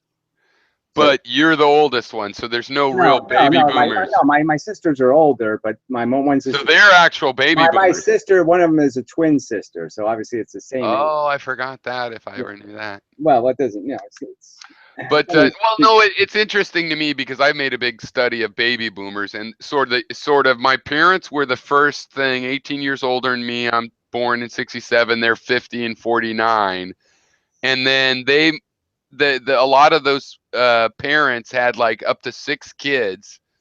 And, by the time they're in the end of the 6 kids, those kids are growing up at a different time. They didn't have a chance to go to Woodstock, but it was the 70s.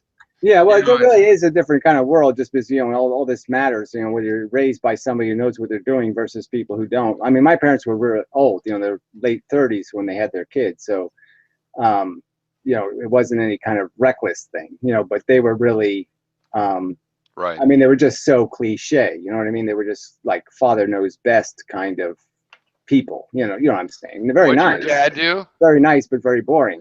What did It was actually the joke is my father was a chemical engineer, Right. and That's we right. we spent every weekend together because we go fishing and all that stuff.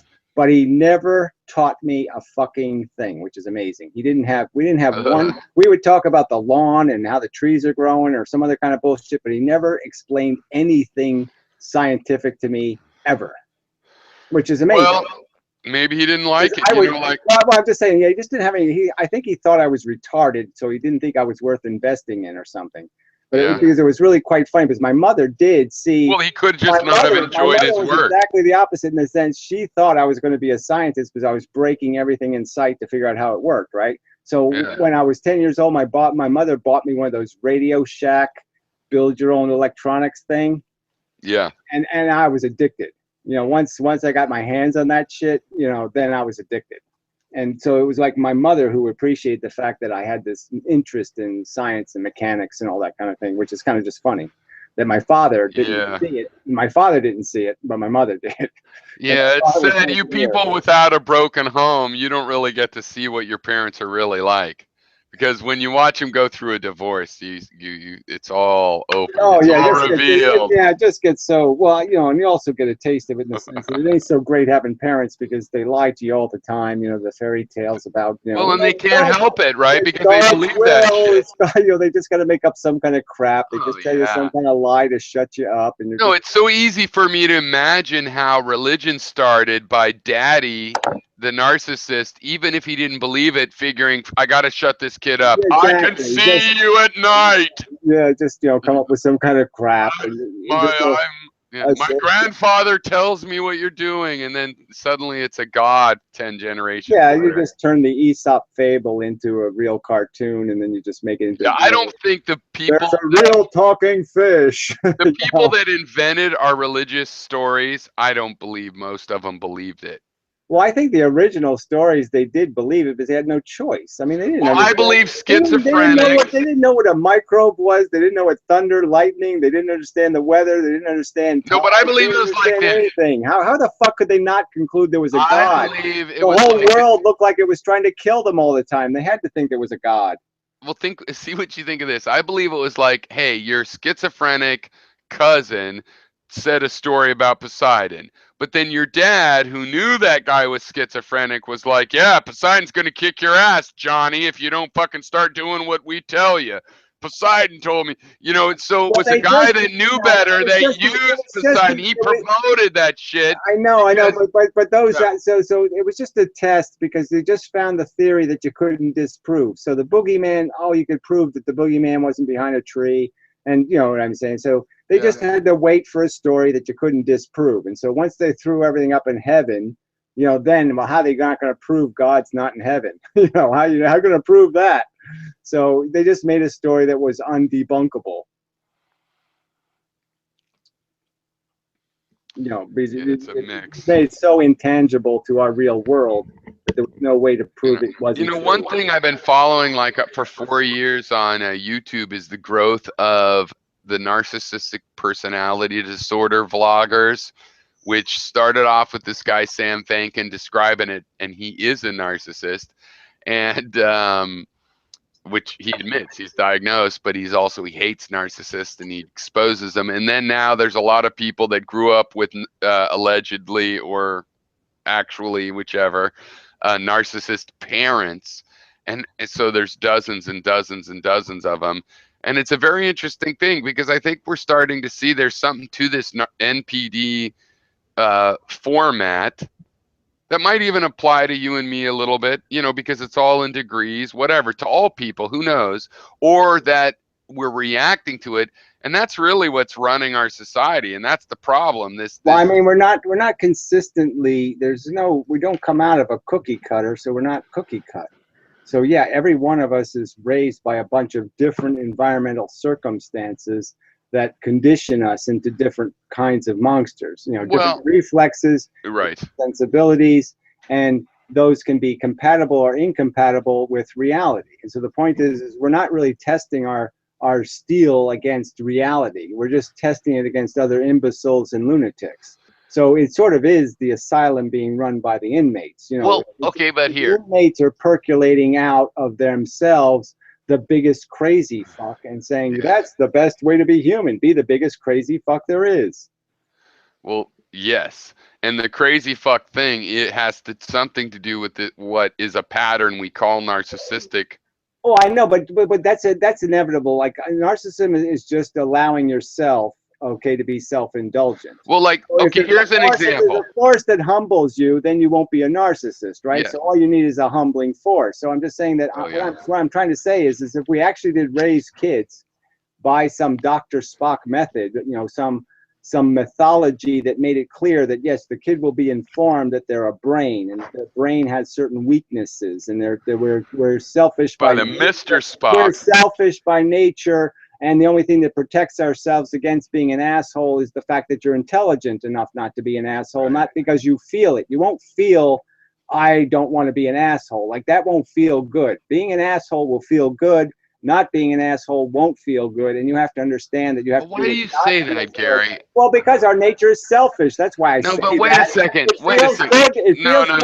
It feels good to fuck my neighbor's wife. You look at the world and you see that happening, but I happen to believe that you feel bad. Like, for example, taking advantage of a woman. You think, oh, I should, well, that would be great. But then you don't do it because you know it would actually, it feels bad. Well, that's more obvious. I'm just saying, obviously taking advantage can be veiled in something where it doesn't look harmful. So I'm just saying I can make it so it doesn't look overtly harmful. Okay, so tell me about this. So, for example, with this MPD parent idea, one thing that is a narcissistic parent pattern, allegedly, that I do believe as well, but is they take children and they make them into black sheep or golden child. They make them into, they demonize the child, or the child is a golden child. And in fact, it can switch back and forth. You could be a golden child, do something embarrassing or whatever to the parents narcissistically, and then that's a common pattern, right? Haven't you seen that? Your parents don't sound that way. Obviously, people never have children. Your parents don't sound that way, but in Mendham, there's a lot of parents like that. People never have children for a good reason, so that's the problem. So yes, automatically there's going to be levels of that. So it just depends on how stupid the parent is not to understand they're creating a human being, and everything they do has to be calculated. So if you don't understand that every one of your reactions can't be a reflexive reaction, that you have to act without reflex, and that you have to act intelligently if you're going to give your kid character. So you can't use this might makes right thing. You can't do the beating thing. You have to do the incentive thing. You have to teach your kid how to be a human being, and people aren't doing that. They're just reacting to the kid they got. Well, you describe both your parents as investing in you. You say your dad maybe thought you couldn't understand shit, but he still invested in you at the level he thought you could take, and it was kind of insulting maybe that it was a look. Well, I don't think he did. I think my father, actually, I think my father, although my father was a very decent man, I think he could be labeled as a narcissist in the sense that I don't think he had any real interest in being a parent. So I don't think it's something he did because he had a passion for it. He just kind of fell into it. And so he played the role. He knew what the role of parent was, and he fulfilled his obligation. So my father was a man of contract. My grandfather. Contract, you fulfilled the contract. And so he fulfilled it basically in word only, though. You know what I mean? He didn't fulfill it with any passion. Here's my view on that. My grandfather was definitely a narcissist, but I grew up in an era where I know a lot of guys, and especially my age or younger, that ditched out on their kids. So the guys that are allegedly narcissists that hang around and don't really love you but spend time camping with you because they feel like, well, he's my boy, that's actually pretty good compared to what we've seen in the last 30 years. Yeah, well, I think my father liked my company, so I'm not saying my Right. father didn't like me. He Exactly. liked my company, but I'm just saying Exactly. he wasn't He too couldn't connect. he wasn't too interested in making me into a person. He didn't spend any Right. time giving me any human skills. I would say let's He call that. knew how to run in the world, and he wasn't explaining to me how you do any of it. So I I didn't would say, understand how he was being a human because he wasn't explaining to me how he becomes a human. whatever the reasons for that, or whatever the real explanation, let's call that kind of pattern a personality pattern or disorder. You know what I mean? I think it's like it's forgiving as well. It's like we all are coming from our point of view, and especially if a guy stays around and makes sure that his kid is well fed and enjoys his company, you shouldn't really be that critical. And yet that lack of being able to connect with someone you brought into the world, which I had strong connections with my parents, but they turned out to be full of lies. Well, look, the So bottom line is that I think you're better off for the bad parenting because then you have to develop character because the good parent is right. necessarily probably going to make mistakes because they're not going to allow you to make mistakes.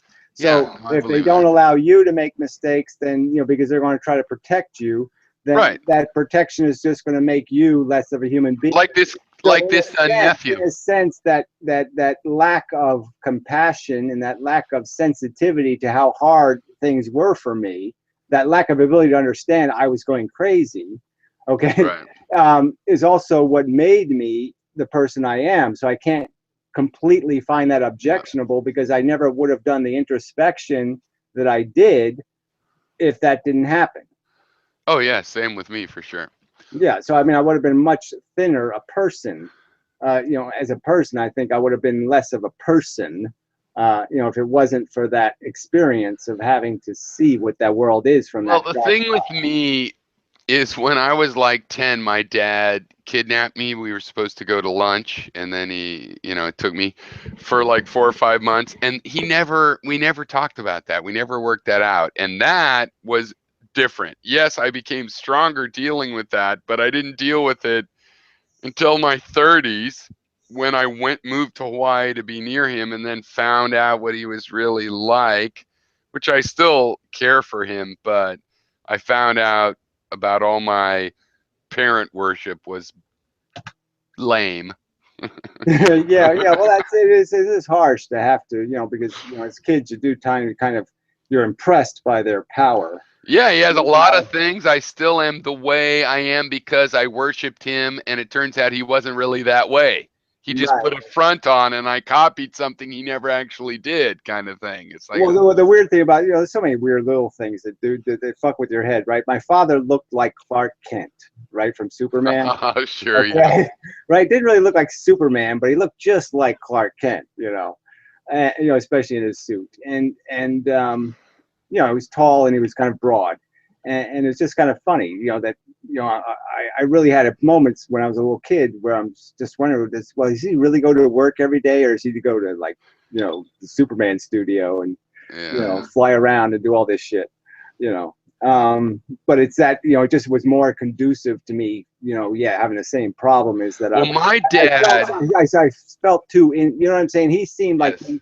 he could do anything and I could do nothing, so it Well, really my gave me a dad horrible nurtured that. inferiority complex. He nurtured um, that idea that he was a Superman, and he also nurtured that, my birth destined me to be a Superman, which was the biggest mind fuck that again I overcame like at 34. You're Neo in the Matrix, huh? Yeah, Yes, right? yeah.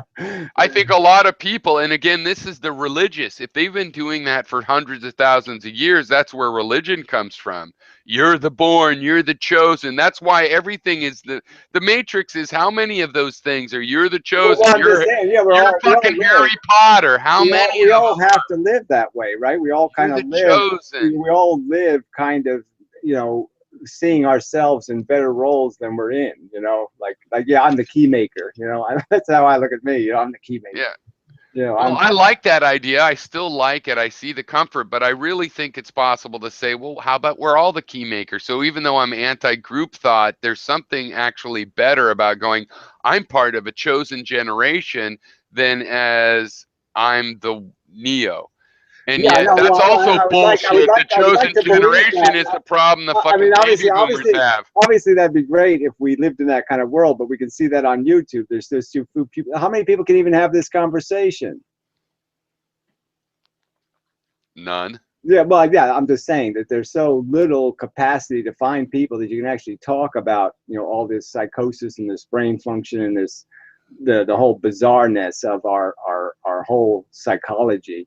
They can't go into it in any kind of depth at all because they haven't lived any of it. Hey, speaking of psychosis, Unseen Perfidy, and he was a bunch of other names and all of his shit's going on. Yeah, well, I heard that part in your room. You were Matt. I just found that kind of funny. I made fun of it a little bit just because here you are. You just lost your job, and Matt's whining because a friend of his turned into a creep. And I just thought it was funny. Like that's not hardly a tragedy, is it?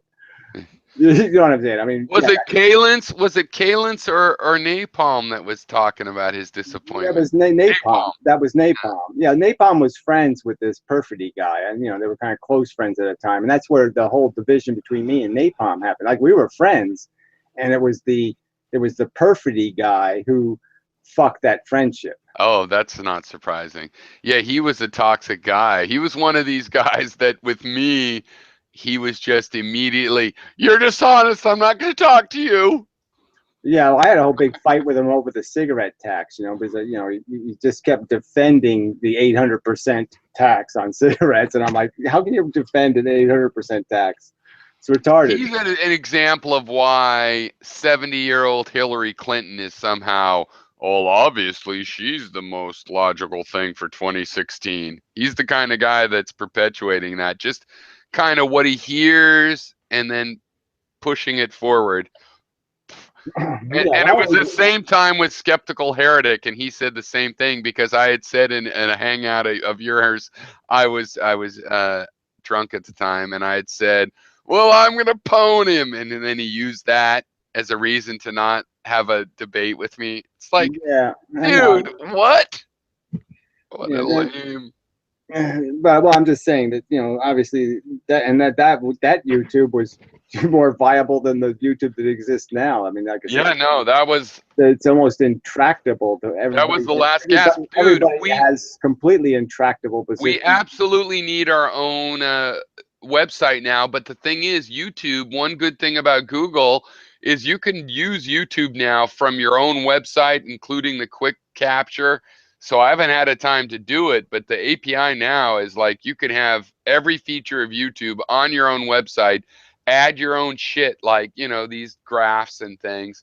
And we need to do it. I just haven't had time to get back to it, but it's getting easier and easier. So when I do get back to it, it's like less work to redo some of the shit I did than it was the first time. So I think it's still going to happen, but I don't know. I mean, I would love if somebody else did it, but I haven't given up because we have good ideas and it's not that hard. It's getting easier and easier, but yeah, I just think there's so much noise. There's so much competing stuff. Like I found it with these physics groups, right? So I went to these Google Plus groups, and some of them have 100,000 members.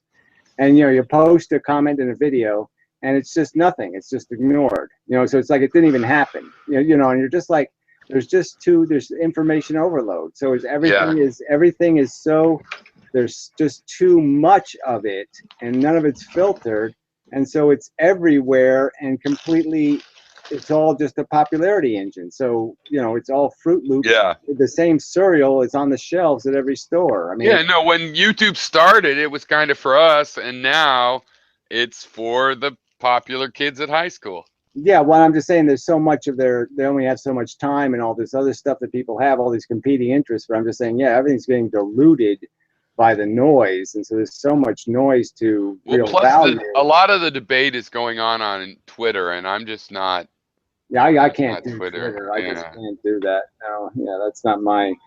You can't have an argument in tweets. You know, you can't. No. You can't tweet a rational argument. Nope. It's for comedians and stuff. Yeah, Where, yeah. oh, nice one-liner, Steve Wright. Exactly. It's just for witticisms and tear downs and hatchet jobs and. Yep. You know, you do drugs, eh? You know, that's all. Yeah. You know. Well, I know there's a subculture that wants actual debate, extended debate, but I just think you have to it's make it a hard to- show. I'm just saying it's there. I think you can capture the market. I'm just saying you have to capture it hard. You know what I mean? You have to play the game, and you have to play it to win. And so you have to make a show out of it. And you have to give it all the formula elements that are necessary to create public interest. So you have to make it a Survivor show, except it's actually got value in it. So you have to make it like the Olympics, except they're curing cancer. Well, what I was trying to go for, instead of just swimming fast, they're doing equations fast, or they're doing something useful fast. Well, what I was trying to go for with the idea of being able to annotate videos is to crowdsource selecting the highlights. You know what I mean? So then you could play and get the highlights of one video and the highlights of the responses and the highlights of the responses to that. And, you know, I think that could still work, but it requires, you know, finishing Well, I think idea. annotation has value. I just think there needs to be parallel arguments. So there needs to be arguments that are made in rooms like this where they're loose. And then you make the even better argument where you make a 30-minute video where it's a tight. And then you have and it gets tighter and tighter. So you just condense everything to do. Like, look, once you agree with this, then you can move on to this next thing. Then you can move on to this next thing. And I sort of did that with a little site I made at Logic, you know, where I just make these videos starting with a premise and getting to the end. You know, so I start off with, do you believe in God? And I give yes or no choice. And if you believe in God, then you go do the video where I argue God. And if you don't believe in God, then you can move on to evolution. And what do you think evolution means? And then if you think evolution means, you know, singularity, then okay, I'll argue that. And if you think evolution means dumb forces, well, then you can move on to step 3. You know, that kind of logic in the video presentation. Right, but you need a little piece of software so that you could easily browse that.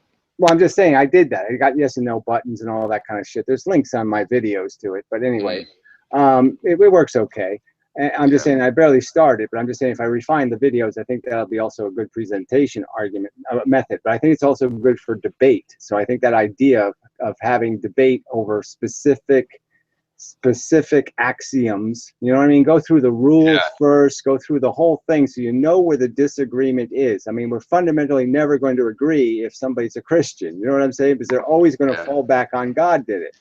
And, you know, whenever the argument gets tough, they're always going to resort to, well, Moses said or something. And so there's no argument to have. So, I mean, you have to figure out that you have intractable differences in your fundamental perception of, like, if you don't believe there's an absolute truth in the universe, like an absolutely correct way to describe something, then how can we have a conversation, right? Let's just admit that, okay, you live in a different place than I live. Because the place I live, everything is there to be described, and you can describe it accurately or inaccurately. So if you don't believe that, then what's the point? Well, okay, to veer off into that, the point would be that let's say all descriptions have to be inaccurate. There can still be more versus less accurate. Well, I'm just saying that the essence of something is the essence of it. It is what it is, and it can be described in terms of the facts of what it and how it interacts and what it's interacting with and what position it's in, and all that kind of stuff. It's there to be described. I'm just saying, if you can't agree that there's a described reality, then, like I said, then I'm just opening the door for you to just make up anything anytime. Well, I think that's what experiments are. Scientific experiments are things that can be described well enough that I could reproduce it or imagine it. I understand, but reasonable doubt doesn't mean anything if we don't have reasonable premises. So I'm just saying, once the premises become unreasonable, then the concept of reasonable doubt doesn't become meaningful, and then you can't have a trial. You can't have a trial if you don't have a standard of reasonable. You understand what I'm saying? It's like Yeah. if I go into a jury and I have some notion that the invisible man exists, okay, and that the invisible man often commits crimes and makes it look like somebody else did it, well, then everybody's going to end up innocent, aren't they? Because it's always going to look like the invisible man did it. He framed him. The invisible man framed him, obviously. Yeah. That's all I mean, is that we have to get to the core brokenness in people's perceptions, and this whole free will thing. It's all of these things are basic foundations to it. If you don't get that we're just programs, then you're just opening the door to this mush that somehow there's some underlying truth, and there's just not. There's just programs. There's just descriptions. Words are just descriptions. Words are their definition, right? So all we're doing when I exchange words with you, I'm exchanging definitions with you. And so it's all dependent on how accurate our definitions are.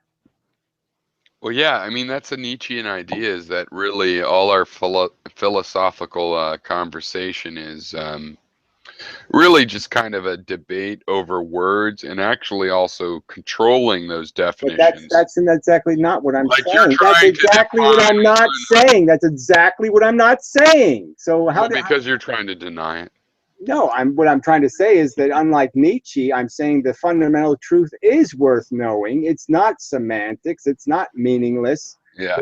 There's fundamentally, it's important you get these descriptions right or wrong. If you get them wrong, your logic is catastrophically vulnerable. And if you get them right, means that you can do logic. Obviously, I don't think Nietzsche had anything called logic, because his fundamental philosophy was, I can't see anything here to do but be a giant praying mantis, so that's what I'm going to go do, is be a praying mantis. Well, that's not what he said, He but did. anyway. He did say it. He did say it. He said there's nothing else but nature. He said it. Yeah, but nothing. There's nothing. There's no other game but the natural law. He also said, though, that for whatever reason, people that like philosophy valued truth. And even though there was no obvious reason to value truth, he also valued truth. Well, I mean, there's obvious reason to value truth, because it's the only way you can do logic, and logic is the only way you can accurately describe something. So yeah, but he was saying that doesn't. Inaccurate description is failure. So you can understand. Yeah, but the thing is, it doesn't. But valuing truth doesn't necessarily lead to wealth or a family. I know, exactly. It only leads to you maximizing your function. Yeah, but what he admitted and then that wasn't have anything to do with his agenda, because but that's hard to explain. At the end of the game, all he had to say to the human race was, just figure out what's in it for you and then grab it. Except for that's not what he did. He said, no, I'm a philosopher, and philosophers like pursuing this truth stuff. He just admitted that he couldn't say it would make him wealthy. He couldn't say it would get him a woman. Exactly what he couldn't say. He wanted it to, though. He wanted it to. He wanted to be Kant. He wanted to be a successful philosopher. He didn't want to be an unsuccessful. He thought he deserved that. Well, I'm just saying, and so again, you're talking as if this isn't just a sick narcissist, and that's all. No, but my point is that. No, but that's beside the point. The point is that regardless of the result that he would have liked to get for pursuing truth, he wanted to pursue what he saw as truth anyway. I know, but the point is his idea of truth was that as long as truth is invisible, that somehow we can't see it. And that argument is idiotic. So no, that's where we disagree. He did think it was visible. What truth that isn't visible through nature did he believe in? He didn't believe in anything called charity. He didn't believe in anything called trying to do the right thing, because it always failed somehow. Somehow trying to do the right thing was somehow a mistake. Yeah, no, that's just not. No, I don't see that he thought he critiqued everybody who ever tried to do the right thing. Everybody who did anything for a good motive, for a non-personal, selfish. He was a Randian, for fuck's sake. No, he wasn't. Yeah, he was. God, no, he wasn't. Yes, he was. It was not Randian. Oh Yes, my he God, was that's so completely. He insulting. saw the future. We'll give him So that. insulting. Well, we'll give him that. He You're saw lucky the this is future, your room. and he wanted to have sex with Ayn Rand, and You might have sex with it. Well, who doesn't? You know, just as a kinky yeah, kind of thing. Just as a me. kinky kind of, come on. No, I saw her interview. I saw, I remember I was alive back then. When she. I mean, it's like you would know what it was like to have sex with a zombie. That's Well, that's just for personal. interesting. Okay. For a scientific experiment, yes. Yeah, exactly, As a exactly. scientific experiment, I could muster up some passion to figure out what hell is really like. So Right. yeah, so yes, I'll go visit hell. I'll go fuck the skankiest cunt in the universe. So I guess you might have seen that Mr. Cropper is out and about doing a lot of hangouts and whatnot. Yeah, well, I think he's, he's like many people, right? They have vocabulary and they seem articulate, but they can't get the foundational stuff right at all. So his whole foundational understanding of the mechanisms is all wrong. Well, So he's almost given up too because he's just being a trolley. He's not even trying really. yeah, well, I guess I thought his way of arguing was always kind of futile in that sense because it was kind of aggressive and he wasn't at all. Really, I never got it that in the past, but maybe it was always that way. Yeah. Well, I'm just saying he's pro-capitalism. He's wearing it too much on his sleeve. It's like me being a socialist. I can argue, look, I'm not, I can do the anti-immigrant thing. I can do this. I can do that. I don't have to stick to Stalin's book or Marx's book. And it's like Cropper was too interested in defending invisible hand, and you know what I mean. He had established these axioms as truths, like the mega capitalist. It's almost like the people who are big fans of Tesla, right?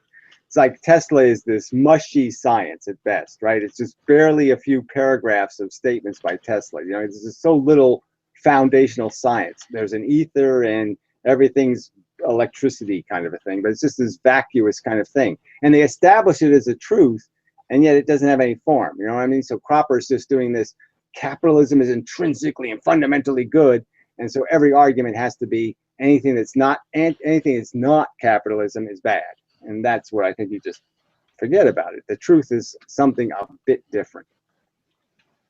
I mean, the truth is that yes, we need incentives, but it's like any mathematical formula. You have to complete the formula. You know what I mean? You have an incomplete formula, you're going to have infinities and you're going to have all kinds of breakdowns. So you have to have a formula that can catch all those things. And this idea of selfishness works is just intrinsically and fundamentally ignorant. I mean, selfishness doesn't work.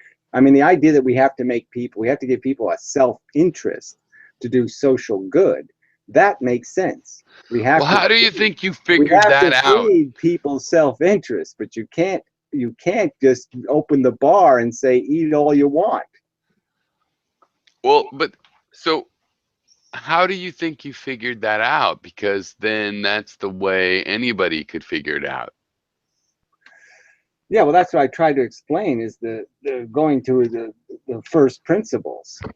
And then you start just recognizing first what we are as things that consume, and then we're things that have skills that can produce. And then you just start valuing what is the value of your production, and well, that's supply and demand. And so then you figure out, well, how do you create a supply to meet a demand? And then you get into the whole capitalist thing where you wait for some guy who wants to make a profit off the whole thing, and that's the funding of the production.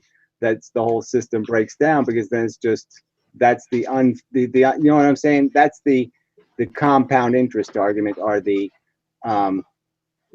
accelerated wealth. You know what I mean? If wealth is going, if you're generating income, then you have to justify it in terms of you contributed something productive to justify that salary. Otherwise, it's just a welfare check. You know what I mean? It's just money that's going to make problems. It's not going to make solutions. And feeding the rich is just way too expensive. So as soon as you and put that in the equation, then the equation breaks, because then, like I said, it's the biggest crook wins. Then it becomes about who can lie cleverly, who can write a contract where I get to pollute your country, you can't pollute mine, you know, that kind of stuff. It just becomes a game for shysters. Well, the fact that all of our presidential candidates have close ties, it just shows how there's not really that many billionaires or 100 millionaires. There's not that many people involved that don't know each other. Yeah, well, it's not even just knowing each There's other. not that many of them. It's the fact that they belong. They don't just know each other. They belong to the same entitlement club. Same clubs, literally the same clubs, like golf clubs. Yeah, exactly. So, you know, they have theirs, and they're just looking to get more. I mean, obviously, Trump is just, he didn't mean to get elected or anything. He was just saying, I need to make more Trump money. So I got to get Trump in the news, so I'll run for president and get my name out there and make more money. Yeah. I mean, I don't think it worked a lot better than he thought. I don't think he had any intention of winning, and I think he's seeing now the huge liability of what it's going to mean to him to win, because it's going to mean or lose. It's going to mean he can't even control his own businesses anymore. He really can't. He's gonna really hate you. You imagine Trump actually giving the reins to his son or to somebody else to run his business? I know. Yeah, no, exactly. It's lose-lose for him now, I think. Yeah, I mean, there's no way he wants that scrutiny. And I don't know how. But I think he's invested in going with the presidential thing. I still don't even know how a presidential candidate can run for president and not show their tax returns. I mean, isn't this a really foul, precedent to establish? I mean, when has somebody been allowed to run for president without providing their tax returns? I know, not forever. I don't know when that started. My whole life. Well, I'm just saying, yeah, that's just such a fundamental accountability issue. How the hell can you get away with that? I know, and it's funny. It's because he makes too little money and doesn't give enough of it away. Well, I'm just saying, could you imagine if we actually see the tax returns, and just saying, I mean, and he has to somehow explain why in 8 years he hasn't given any money to his own charitable foundation. He has his own foundation, a perfect mechanism to get tax write-offs, and he's giving it no money in 8 years. Yeah. I mean, but he gave $2,300 to AIDS research. A guy with $10 billion gave he actually wrote a check for $2,358. I mean, you got $10 billion. Are you writing any checks like that? I know, that's amazing. Yeah, I mean, yeah, what? That couldn't have happened. It's like the day Michael Jackson got a trophy and a whole press conference because he gave some group $25,000, and it was almost like laughable. $25,000. Wow, yeah, you deserve to be on the news. So it's a fucked up world. People are too stupid. And that's the real problem. I mean, people are just dumb fuckers, man. People are dumb.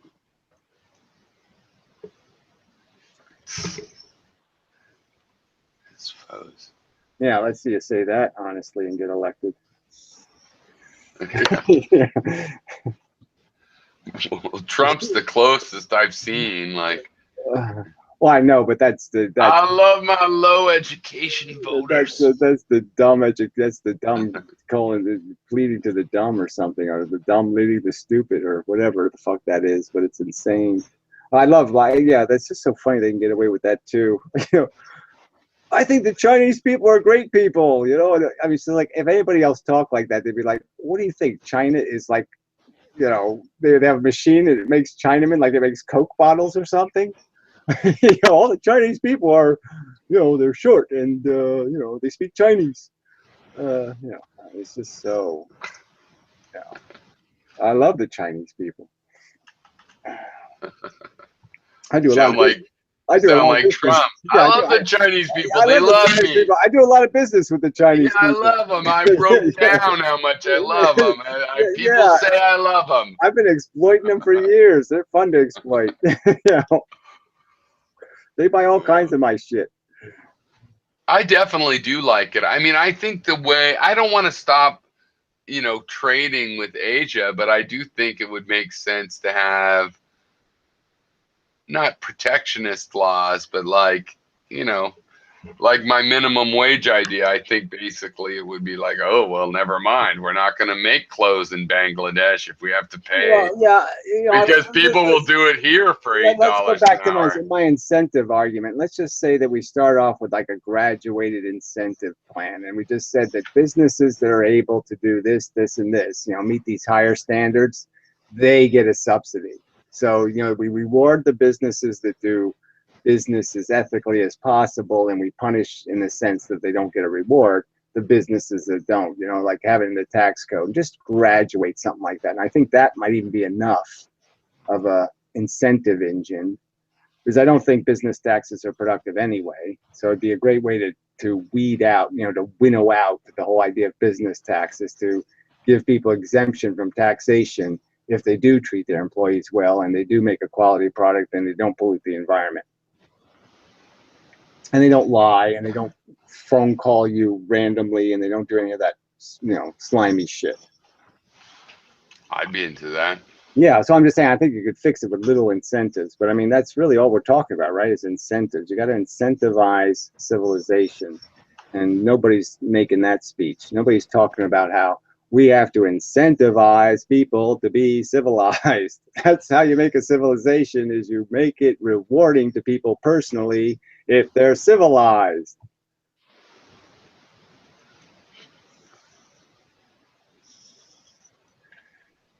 So, and you punish people for being really uncivilized. So you give all the little trolls a spanking. Take away their dessert. No Jello pudding for them.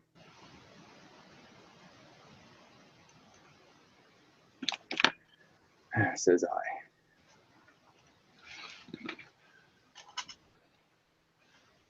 Sounds fine to me. Yeah, so anyway, that's the way to fix things. Have a plan. That's the idea. Have a plan. It's just be really nice if somebody running actually had a plan. That'd be so cool. That a plan that wasn't, totally preposterous. The funny thing is Trump and Bernie Sanders both had the same idea about repatriating $2 trillion worth of money from corporations. And I just thought that was such a funny thing to say, just because what would the implications of that be? You know what I mean? You take $2 trillion worth of money that companies basically have invested in other countries. Isn't that going to like knock $2 trillion out of the stock market immediately? I mean, what other kind of impact could it possibly have but to drive the stock market into the toilet, just on the face? And then the whole idea of it ethically, like this is somehow stolen money or something. It's not stolen. The companies do business in other countries. Those profits should be sort of independent from, why should it be our profit? You know what I'm saying? I mean, it's not like the corporations are doing something horrendously unethical, that we're going to steal $2 trillion from them. So, but I just thought that it's such a gimmick. Yeah. Again, no plan, no plan to balance the budget or do any of that shit. No, we're just going to steal $2 trillion.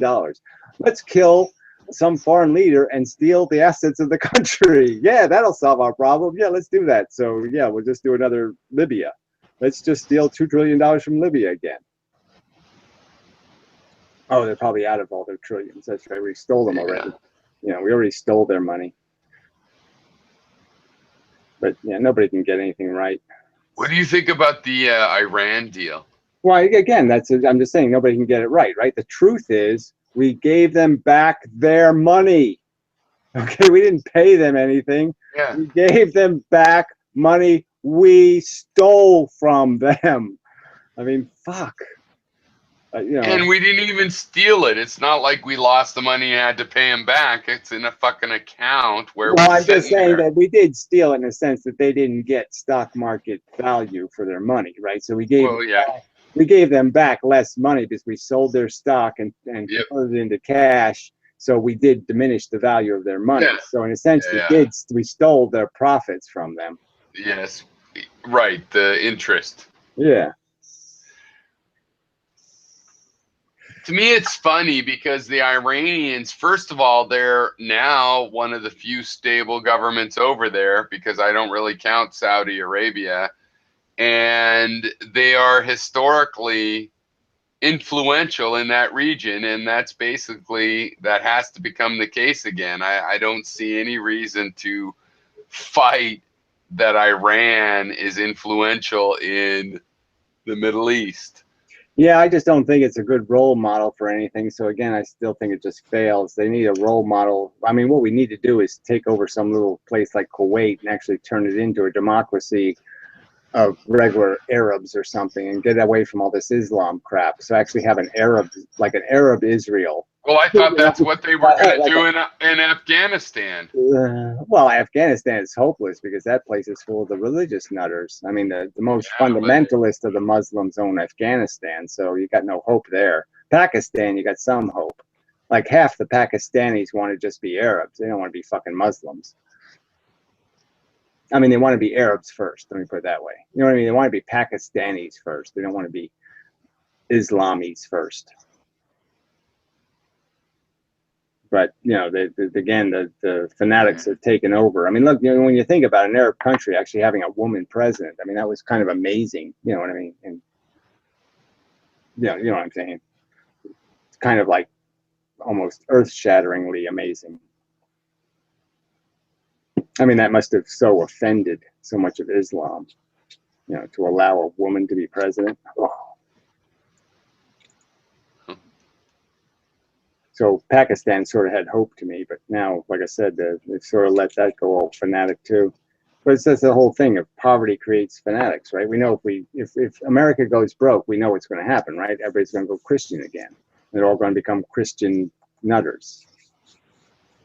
I mean, you know. Yeah, we're at the edge of that, but I don't think that's going to happen. I think they're burning out with all this energy. Well, I just don't. The Alex Joneses are still roaring away, so I don't think they're burning out. But. You don't think the Alex Jones is burning out? No, I don't. I think idiocracy is winning. Yeah, it's hard to say. It's on the move. The average citizen is less and less engaged and less capable of doing anything but just reading headlines. And they're not being provided anything more than headlines anyway, right? Have you read news stories lately? They're just horrible. There's not a fact in them. You know, they can't get anything right.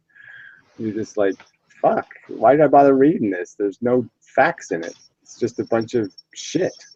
Somebody said this, and somebody made a funny face, and we thought the funny face meant they were offended, but we're not sure. I mean, it's just mush.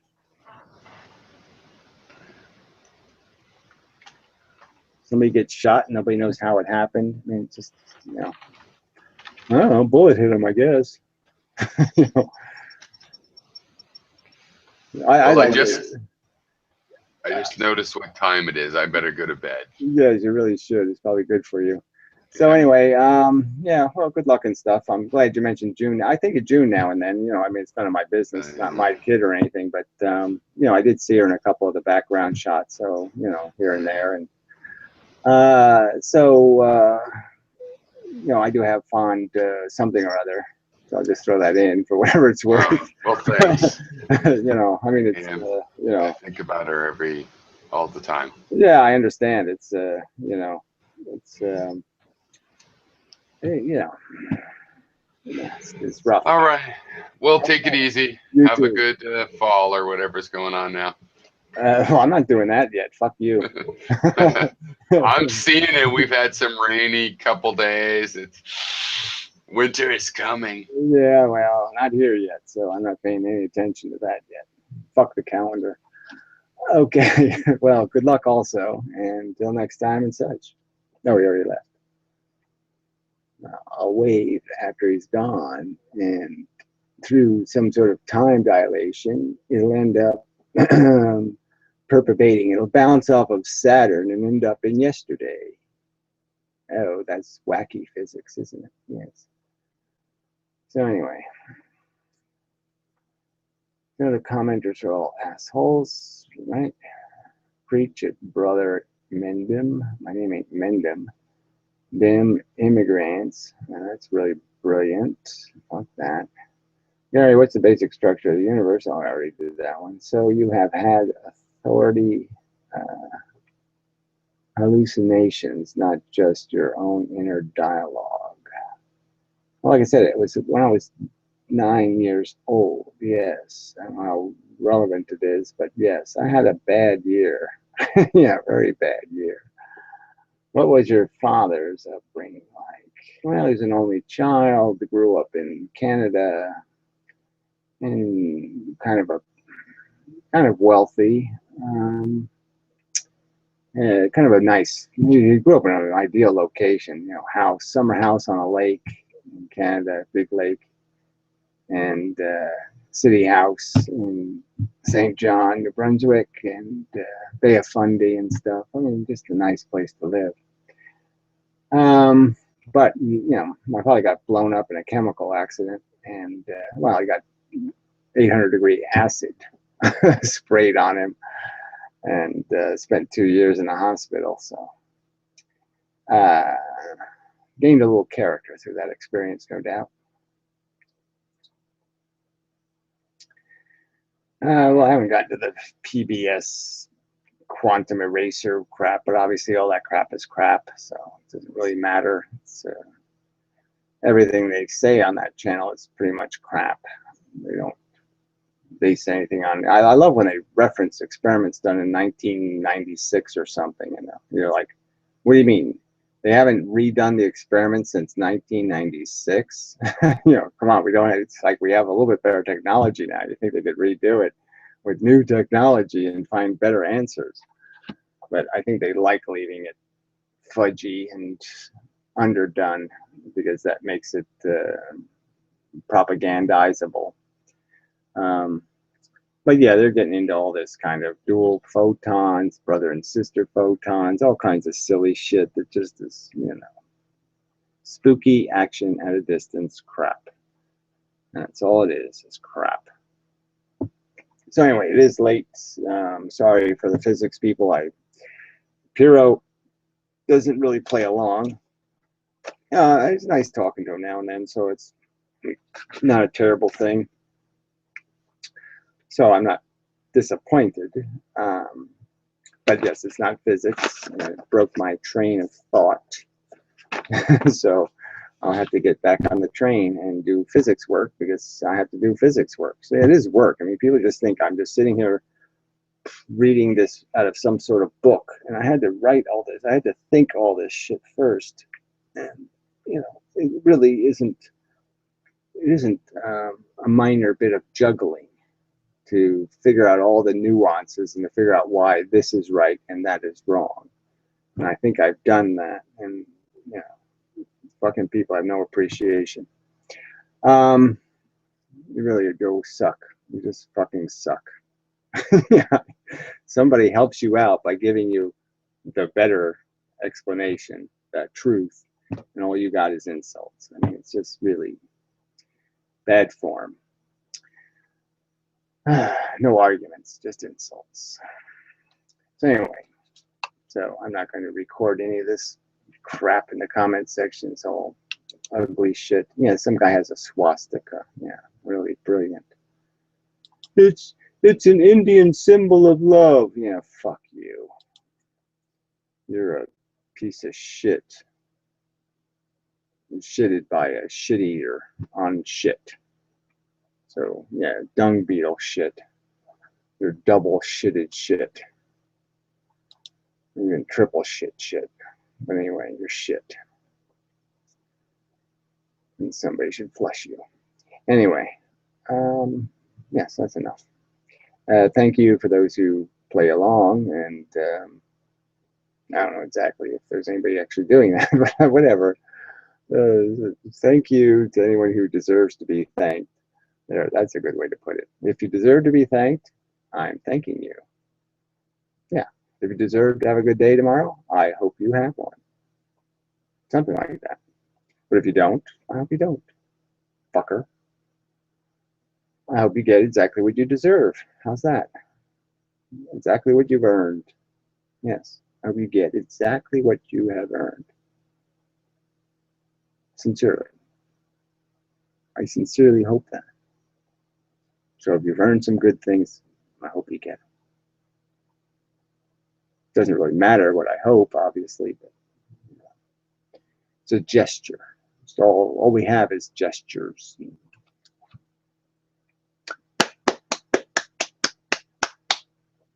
So sometimes it's all we got. I don't have any other rewards to give out. I don't have $10 billion, but neither does Donald Trump. Lying scum. Anyway, till next time. And such. Oh. And stop broadcasting.